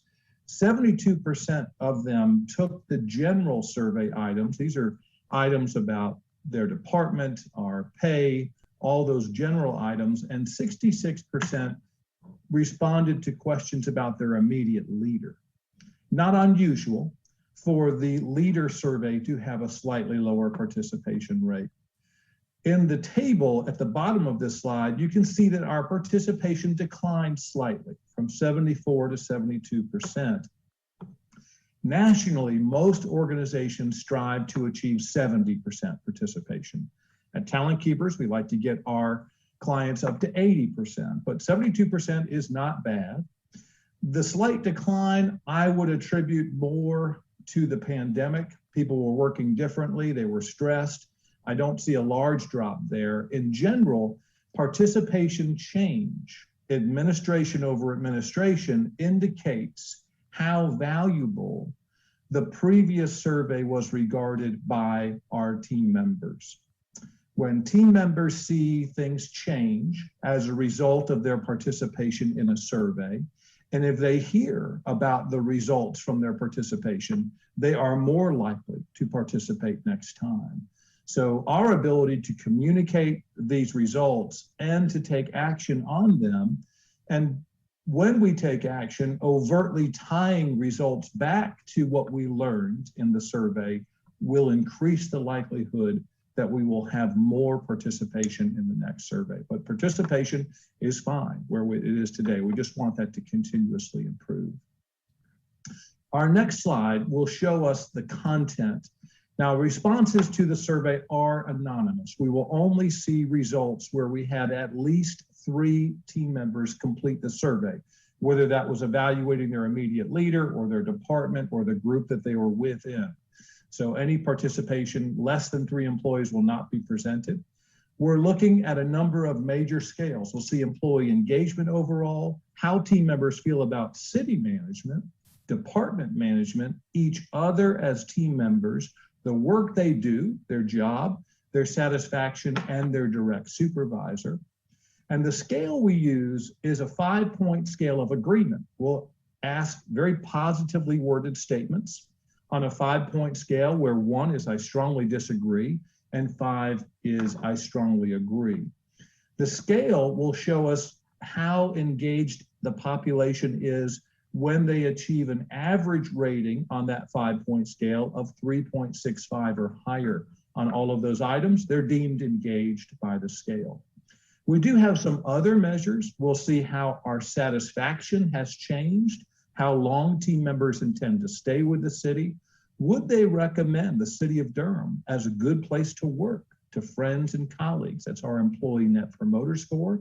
We also have an equity rating as well as some free responses to questions such as what's the #1 reason you choose to stay? Why would you consider leaving? And what would improve your willingness to recommend us as a good place to work? So we'll see all of these data this afternoon. If we go to the next slide, we'll begin with some key metrics. In the upper left, we have that question. Would you recommend the city as a good place to work to friends and colleagues? This is the one question that is asked on a very different scale. It's a 10-point scale, and it's a very difficult scale. I'll show you the details as we proceed, but you can see we have a great range. This metric can range from -100 to +100. We are at a -16. In the previous administration, we were at a -6, so we have declined there. The goal is to be a +30 or higher. However, it is not uncommon to be in the negative on this metric, and very few organizations ever achieve that 30 or higher. But you'll see as we look at how these data break out by department that we have many departments who are positive on this particular rating. So we'll see that detail as we proceed. On the upper right, we ask, how long do you intend to stay in your position with the city? And the range was from more than 10 years to less than 1 year. And you can see we had in the paren next to those ranges a 5% decline in team members saying they intend to stay with us more than 10 years, and a slight increase in those middle 10-year ranges. The good news is we have just 6% of team members intending to leave us in less than 1 year. This typically is an underestimate of our actual turnover rates, but it is great to see that this particular metric is low.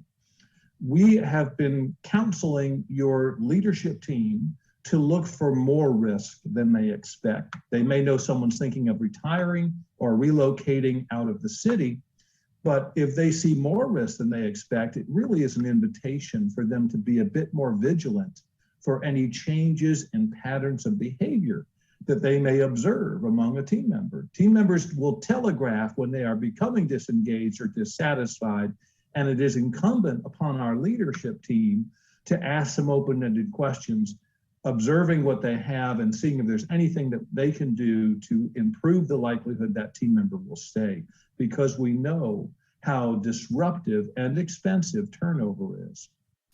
At the bottom of this slide, we ask 2 questions about satisfaction. The first is, overall, how satisfied are you at work? That's on the left side of the bottom part of this slide. And you can see 58% say they are satisfied. That is a decline from 74% in the previous administration. The goal there is to be at 70%. So we were above goal and we've slipped below. We ask another question: how has your satisfaction changed over the preceding 6 months? 23% say it actually increased, 38 said it stayed the same, and 39 declined. Again, those numbers are lower than where we were in the previous administration. This is not uncommon in the pandemic. Satisfaction as a metric has declined in many organizations. It tends to be driven by environmental factors. Those would include the work that I do, the physical tasks and activities that I perform in my job, the environment or location in which I work, my rate of pay, and my benefits.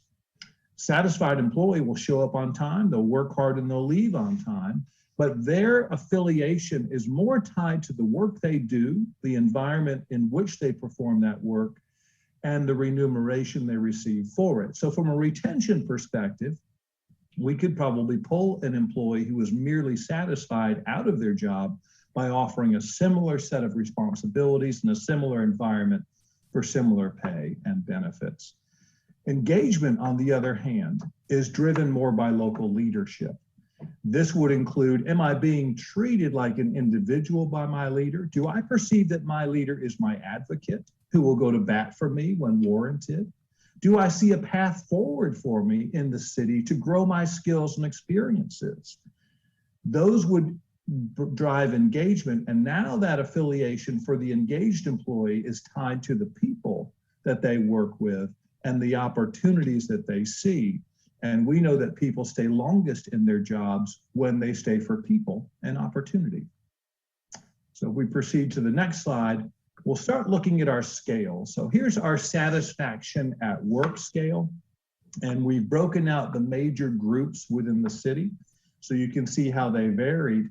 The one that jumps out to you visually is public safety, down 20 points. The city overall went from 66 to 58 points. Much of that decline, as you can see, is driven by public safety, and that will be a recurring theme. That is in no way to denote any negativity about public safety. It's just a reflection of what those respondents felt at the time.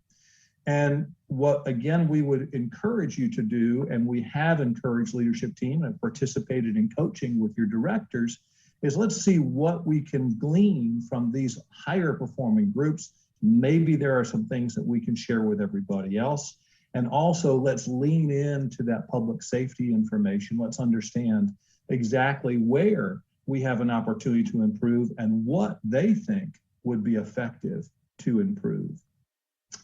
Our next slide will show us the items that comprise the satisfaction at work scale. The percentages that we see next to each item reflect the percentage of respondents who agreed or strongly agreed with the statement. We have color-coded the 21 results. Red indicates a decline from 2019. We don't have any stayed the same. They would be in black. And improvements, which we'll see as we proceed, will be in green. So all of these items declined. Again, the pandemic had a major impact on satisfaction, with people rethinking what they were doing, where they were doing it, and with whom they were doing it. The next slide will show us more detail around our satisfaction change. As you saw on the previous slide, it is down 5 points, and we've broken it out by the major groups. So again, you can see public safety had the biggest decline. The admin, community building, and governance actually increased in that area. So there is lots to celebrate, and there is lots to lean into from strong results here that we want to continue. It's tempting when we see results like this from an engagement survey to think of these data as a report card. Did we get better? Did we get worse? How did different groups perform? I would encourage you, rather than think about this as a report card, to think about this as the beginning of a conversation. These data reflect feedback from our team members and leaders. And if we approach it as the beginning of a conversation, and when we're reviewing results saying, look, I saw how you rated this item in the survey, or how you felt about this issue, tell me a little more. What were you thinking about when you made that rating? What issue, what person, what incident influenced your rating? That ensures we're focused on the right thing. Many of these questions are very broad and general. And then a very, very effective follow-up question is, so what could we do differently? What could we start, stop, or continue doing to be more effective in this area? Organizations who take that approach are more likely to focus on those things that will be impactful in terms of what issues were being thought of when employees made these ratings. And by inviting team members into the solution generation discussion, we're assured that we're on the right track in terms of things that we can do differently. Our next slide will show us our intended length of stay results. So as we saw on the overall slide, just 6% of respondents are intending to leave us in the next year, but it is 100 employees. Replacing 100 employees is expensive and difficult work, especially in an economy where we have record numbers of open positions and a dwindling supply of workers. So our ability to get in front of issues that may be influencing someone to leave can be very, very helpful. Our next slide will give us the word cloud results to an open-ended question that we ask, which is, what's the number one reason you choose to stay with the city?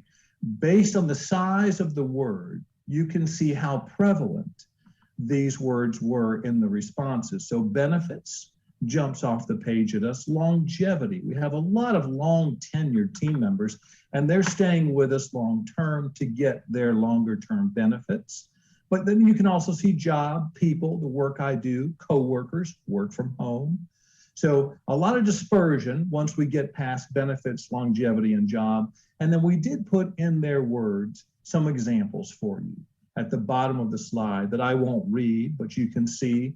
I think all of us would be proud to have these comments from any one of our team members. Our next slide will show us the answers to another question. What's the number one reason that you would consider leaving the city? Pay jumps out the page, as well as management as the two more prevalent responses. And then we did put in their words at the bottom of the slide, two exemplary examples of what those verbatims can be. I'll just give you a moment to read through those. The free responses are often the color commentary behind the ratings, and we encourage leadership to review those and take those into consideration when creating action plans based on the survey. Okay. Our next slide will give us more detail into that employee net promoter score question, which is, would you recommend the city as a good place to work? Here is the scale. I mentioned it was a difficult scale. It ranges from 1 to 10, but only a rating of 9 or 10, where 10 is I definitely would recommend the city as a good place to work, are considered promoters. A rating of 7 or 8 falls into the passive category, and anything 6 or lower is considered to be a detractor. You can see the attributes that are typically associated with each of those rater types. The calculation is shown in black. We take the promoters, subtract the number of detractors, and divide by all. That gives us that negative to positive 100 scale. The next slide will show us how these data vary by the major departments within the city. So we can move to the next slide. We'll see again at the city level, we went from -6 to -16, but when we look at the major groups within the city, only one of them is negative, our public safety. So overall, we did have 472 respondents give us that 9 or 10 rating, 524 were at a 7 or an 8, and 747 were 6 or below. What we ask is a follow-up question. What would increase your willingness to recommend the city as a good place to work? And we'll see those data on the next slide. So pay jumps off the page, support as another more prevalent response, and then a lot of also rans. But if we look at the bottom of the slide in their words, you'll get some examples of what those verbatims entailed.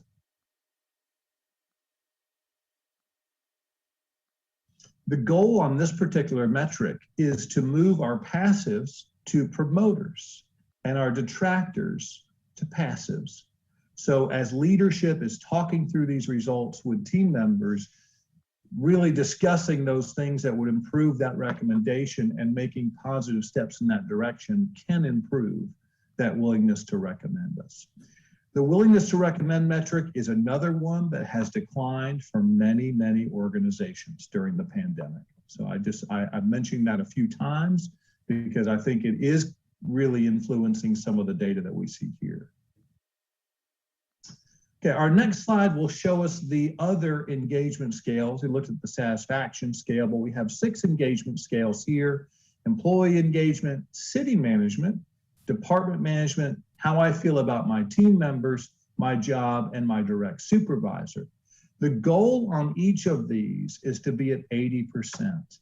And this would be the percentage of respondents who are currently engaged by each one of these scales. You can see that citywide, we've been in a quite narrow range of 10 points or less as we look at 58 to 64%. Same with city management, same with department management. Our team member engagement has steadily improved over these 4 administrations. This is heartening. Remembering that people stay longest for people and opportunities, my team members are at least 1/2 of that people equation. The other is the leader to whom I report. Job has remained fairly stable as well. And then the other good news story in this particular view is the influence of direct supervisors. They have steadily improved and are now at goal. In fact, they are the only group that is at goal, or the only scale here that is at goal. This is very good news because the one scale that can change the quickest among these is direct supervisor. Far easier to get a direct supervisor to lead differently, to be more empathetic, to be a better listener, a better coach, than it is to change pay, change benefits, change the nature of what a job entails. The other good news is that the direct supervisor can influence perception of all the other scales more than any other one. So if we can leverage the high engagement that our direct supervisors enjoy to give their team members some different information, some different perspectives, it can improve perceptions of city management, department management, and everything else.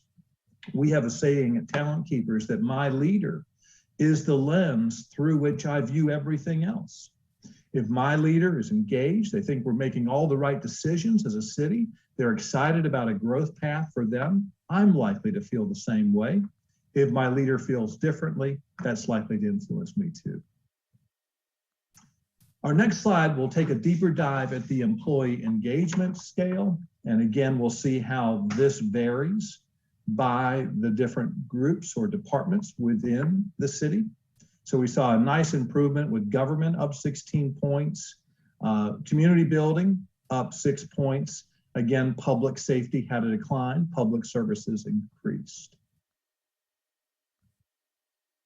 Our next slide will show us those items that comprise the employee engagement scale.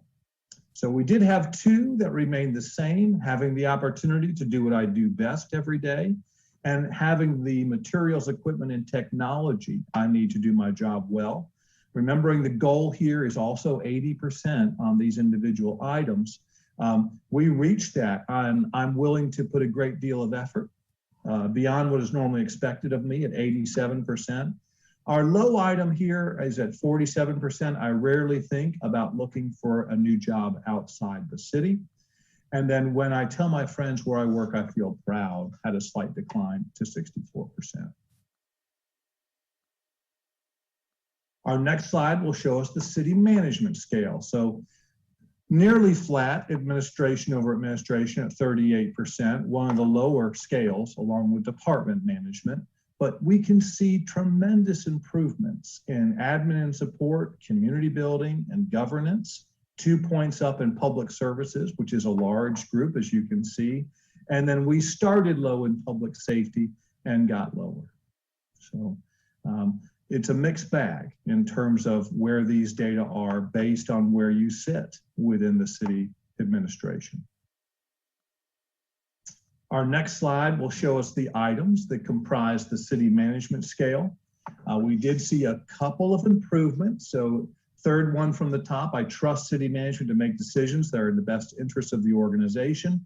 And city management is open, honest, and transparent. Nice to see those improve.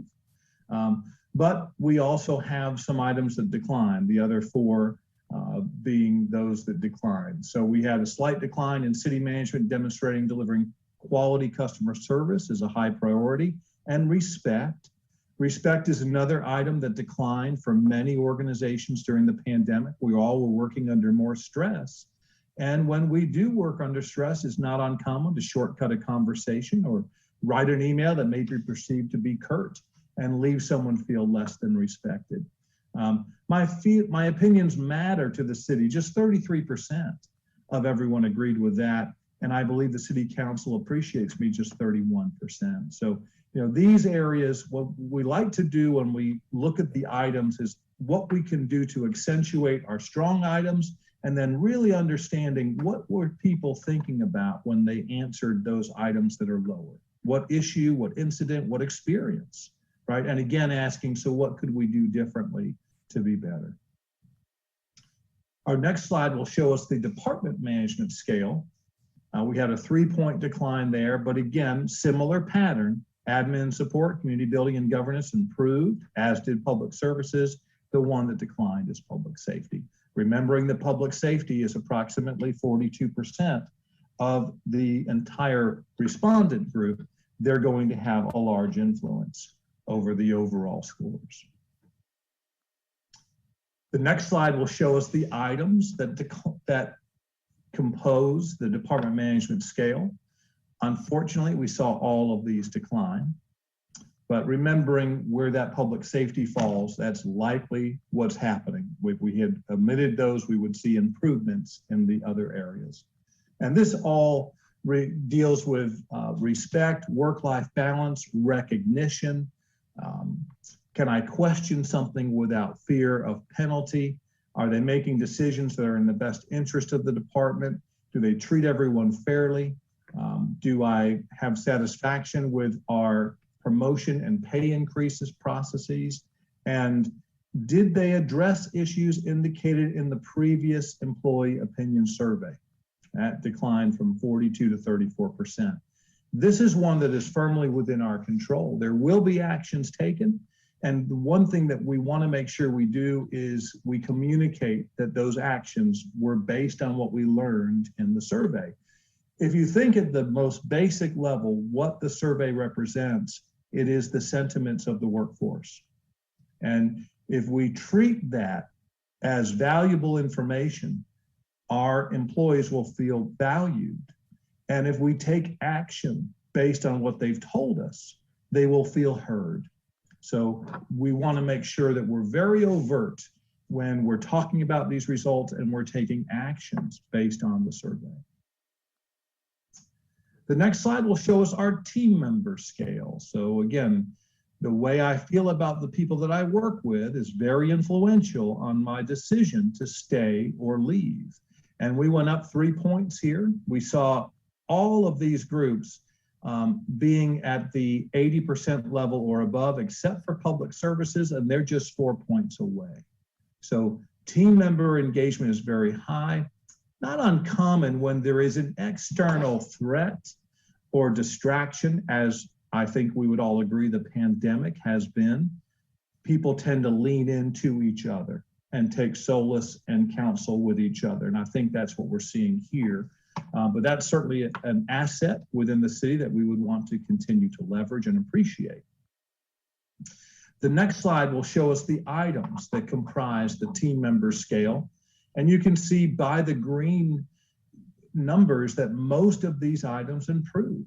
So they believe that team members are delivering quality work. There's good communication. They demonstrate interest and concern in my well-being. They support me and my goals. They give me the support I need to be successful. While working, they just don't participate. They seem engaged. That's a very good indicator of that discretionary effort that we associate with engagement. And so really a strength of the city that we can leverage here. And I would encourage all of you to celebrate that when talking about those results.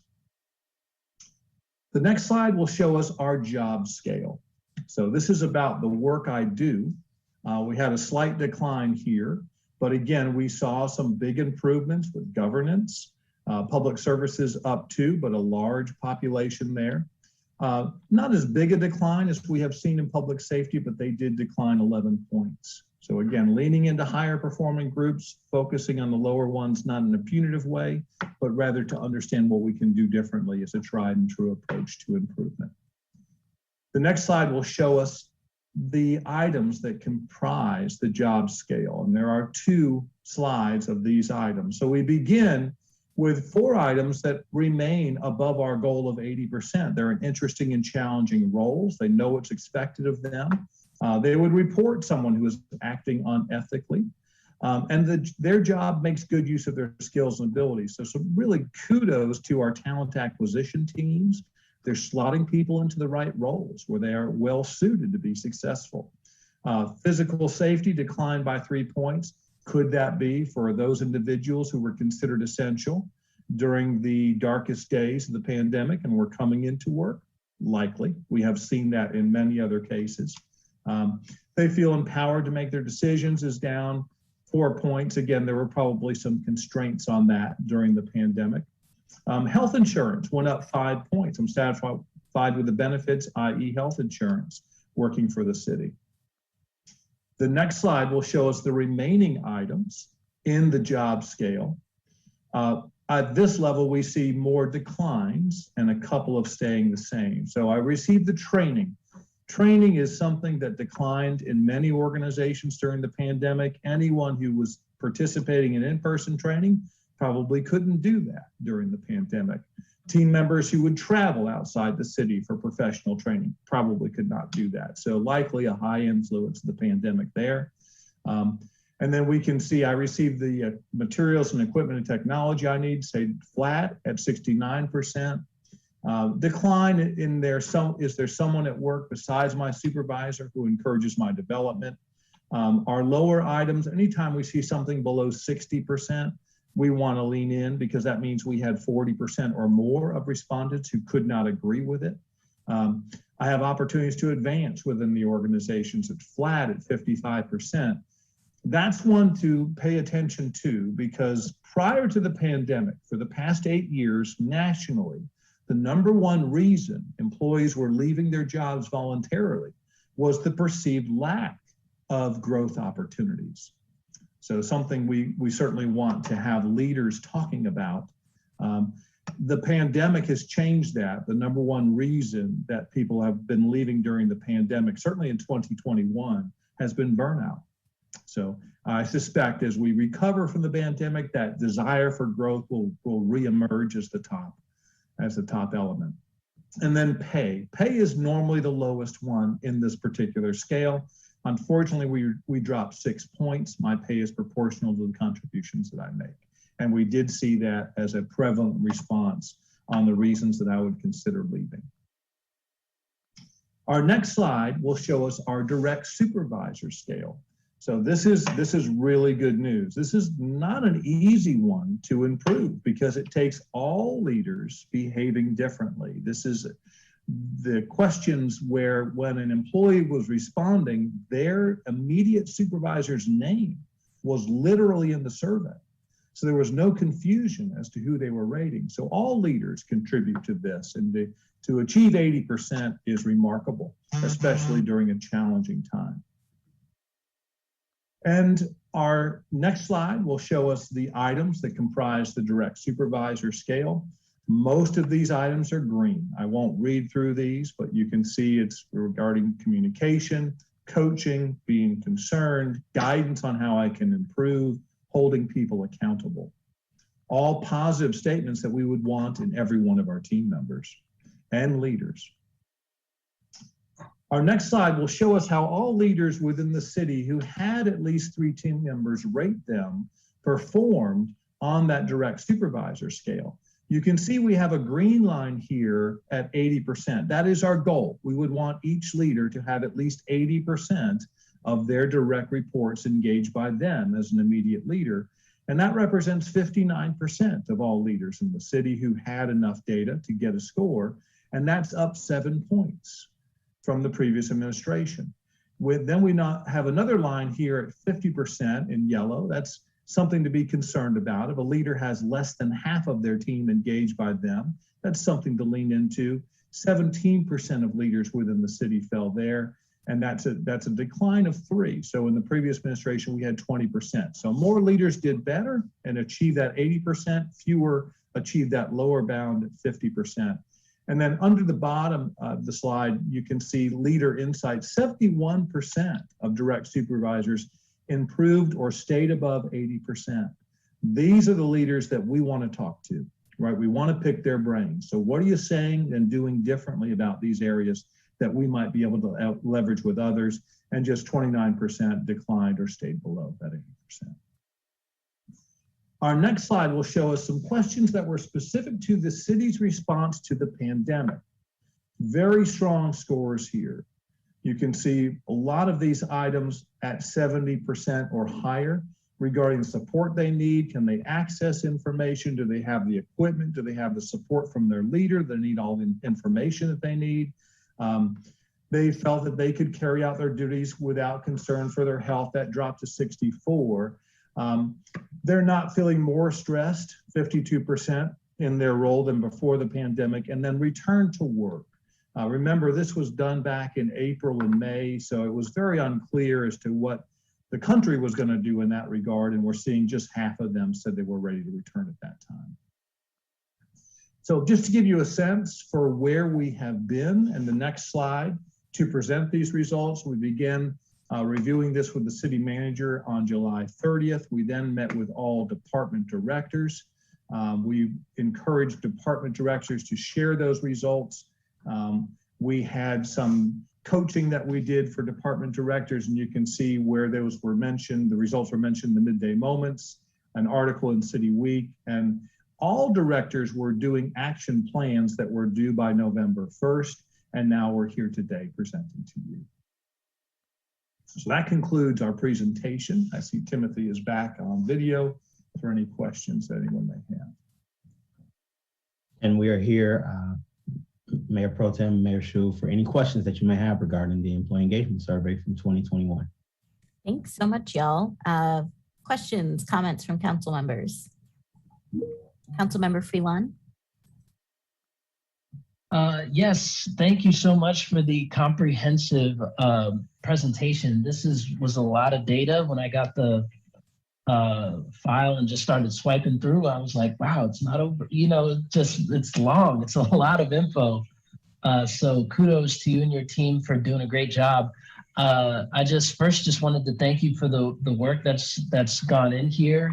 I think now is a really important time to solicit feedback because of the unprecedented times that we're in with the pandemic and the way that that's impacting people's lives. We've seen, I mean, in the short time that I've been on council, you know, we've seen really recently a lot of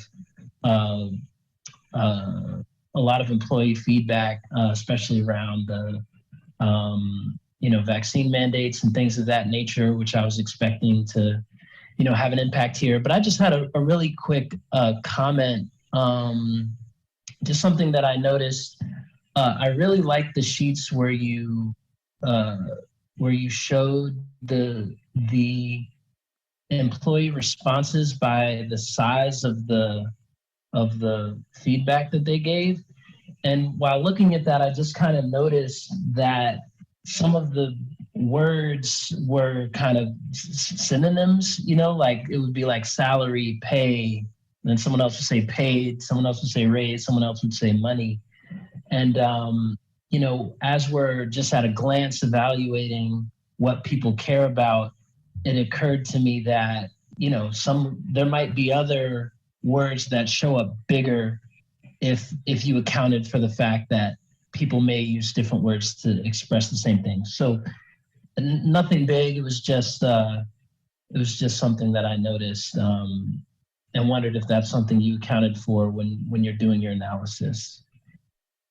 We do, Councilman Freeland, try and consolidate those words. The software will pick out what occurs first, and sometimes that can create subcategories there. The real benefit of the free responses is at the department level, where directors can review the comments from their department in detail, and they have access to that. The word cloud is directionally helpful, but the granularity, and you saw in the examples in their words how passionate many of those responses were.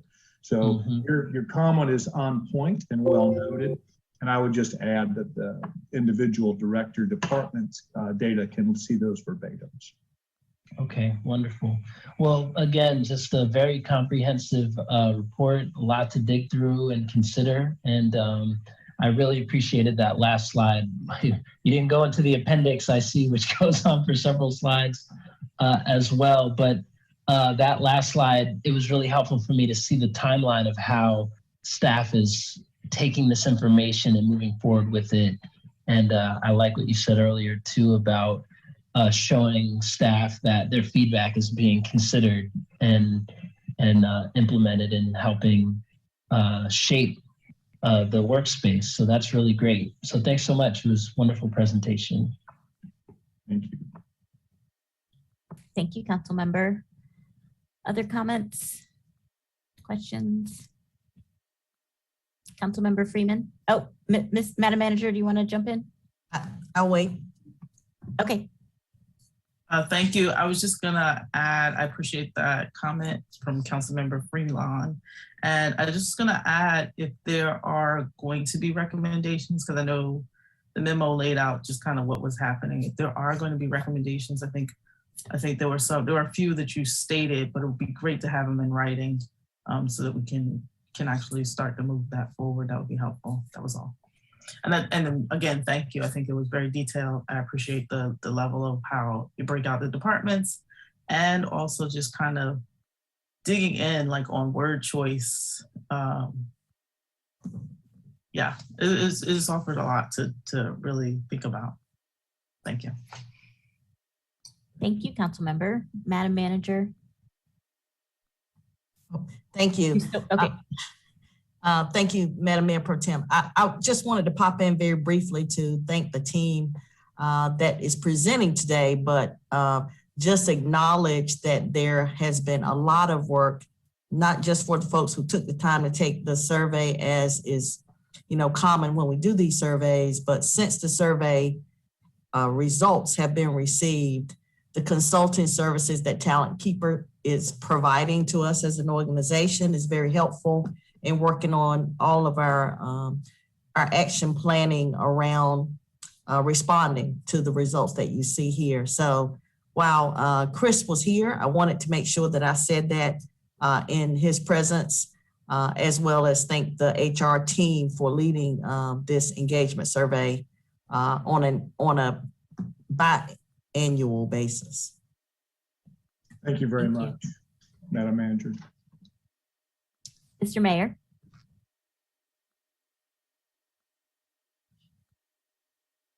Thank you, Madam Mayor Pro Tem. To me, this survey was a tale of just almost two different workforces.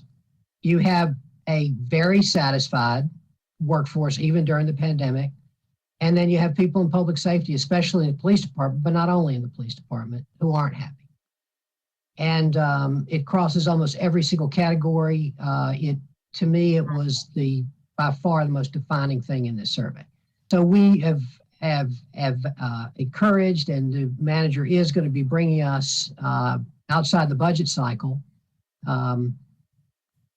pay adjustments they're working on now for our public safety departments, and I think that's going to be critical. But it also it says to me that our new, Chief Andrews has her work cut out for. We have got to support our publics and also Deputy City Manager Ferguson. We've got to support our public safety departments, and we have to make them understand that we do support them. And that's just, I think, going to be very important. But that's what I read in this survey. There was a lot of good as long as you weren't looking at public safety. When you looked at public safety, almost every category, we weren't where we wanted to be. So I think that there are external reasons for this, having to do with national mood and so forth. But a lot of it is where we are. So I just encourage my colleagues, and I know our staff is already paying attention to that. Thank you, Mr. Mayor. Mr. Mayor. Councilmember Middleton. Thank you, Madam Mayor Pro Tem. Timothy, good to see you, sir. And you as well, Councilmember. Chris, thank you for being with us. I want to appreciate the work. I want to associate myself also with the mayor's comments.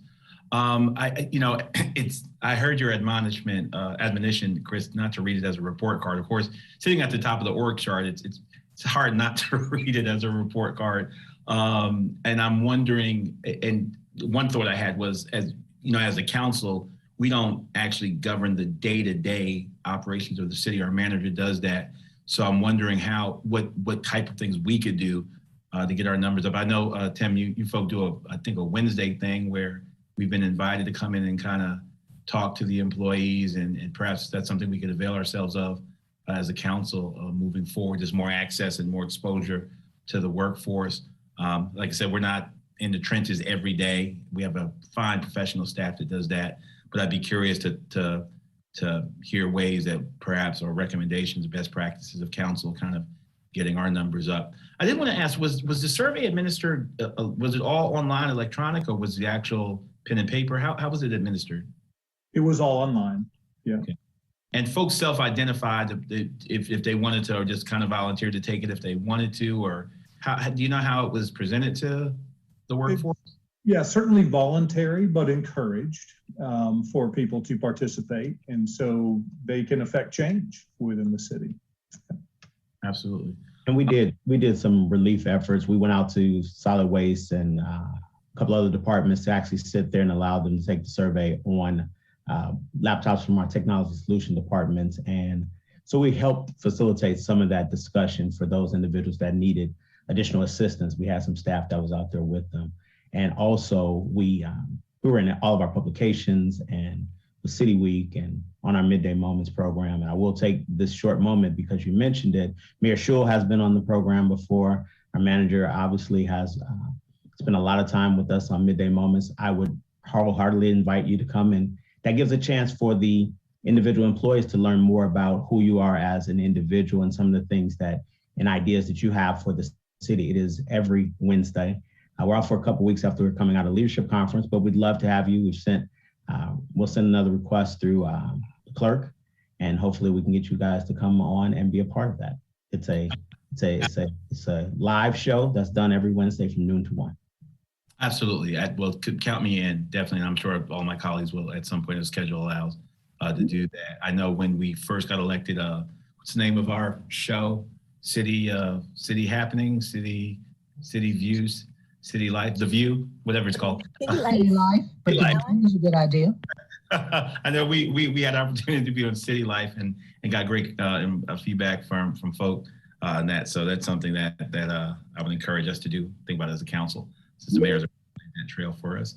Thank you so much for the work and for this very useful information.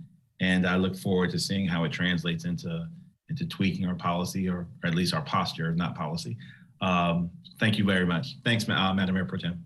Thank you, Council Member. And thank you for this report. I found it really, really useful. I was going to ask y'all when the survey was done. I think you said May. May 26th through, April 26th through May 20. Okay, gotcha. Because that's before we passed our most recent budget, which included some premium pay and some raises. So I'm hoping that along with the public safety increases that we're going to be pursuing next year, that we'll see more satisfaction with regard to pay, and that will be closer to market. And market's going up in this time, and we need to predict. We know that that's coming, so we need to be prepared for it. So thanks y'all so much for your work, and yeah, I look forward to coming on your show for sure. That sounds like a great opportunity.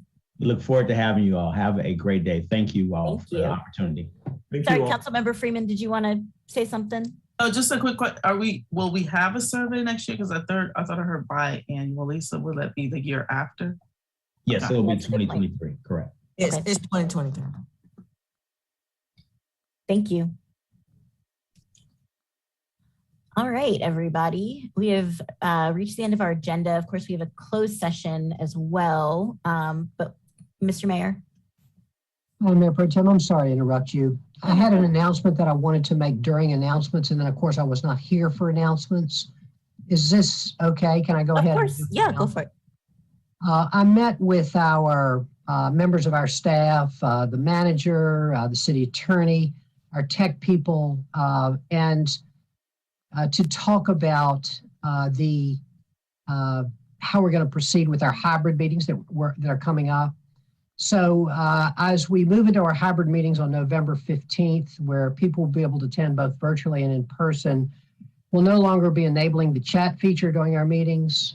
This follows the practice of the county commission and of the great majority of municipalities around the state. So people wishing to pull an item, of course, can still do so from the consent agenda. But as it says on our website, they must do so by 2 o'clock on the day of the meeting. And to do that, they can go to the www.durhamnc.gov, go to the City Council page, and they will find the Agenda Center there. So just wanted to let you all know that, and appreciate the opportunity to make the announcement, Madam Mayor Pro Tem. Thank you, Mr. Mayor. So I believe our next task is to settle the agenda before we go into closed session. Oh, we have appointments. Sorry, Madam Clerk, please go ahead. Good afternoon, everyone. I have a very short report. The Durham Cultural Advisory Board nomination is Connor Nielsen. The Durham Workers' Rights Commission appointment representing diverse backgrounds is Deshawn B. Campbell and Abigail C. Wooten. And the Mayor's Hispanic Latino Committee appointments representing Hispanic Latino individuals of Hispanic Latino descent, there are 3, Denise Casab, Luis F. Olivieri Robert, and Mo Rivera. And that's the end of my report. Thank you. You're welcome. All righty, now I think we settled the agenda. Thank you, Madam Manager. Thank you, Madam Mayor Pro Tem, members of the council. For consent, I have items 1 through 5 and items 7 through 15. And for public hearings, items 18 through 20. Thank you. I have a motion on the agenda. So moved. Seconded. Moved by Councilmember Freeman, seconded by Councilmember Freelon. Madam Clerk, would you call the roll, please? Mayor Schul? Aye. Mayor Pro Tem Johnson? Aye. Councilmember Freelon? Aye. Councilmember Freeman? Aye. And Councilmember Middleton? I vote aye. Thank you. Thank you.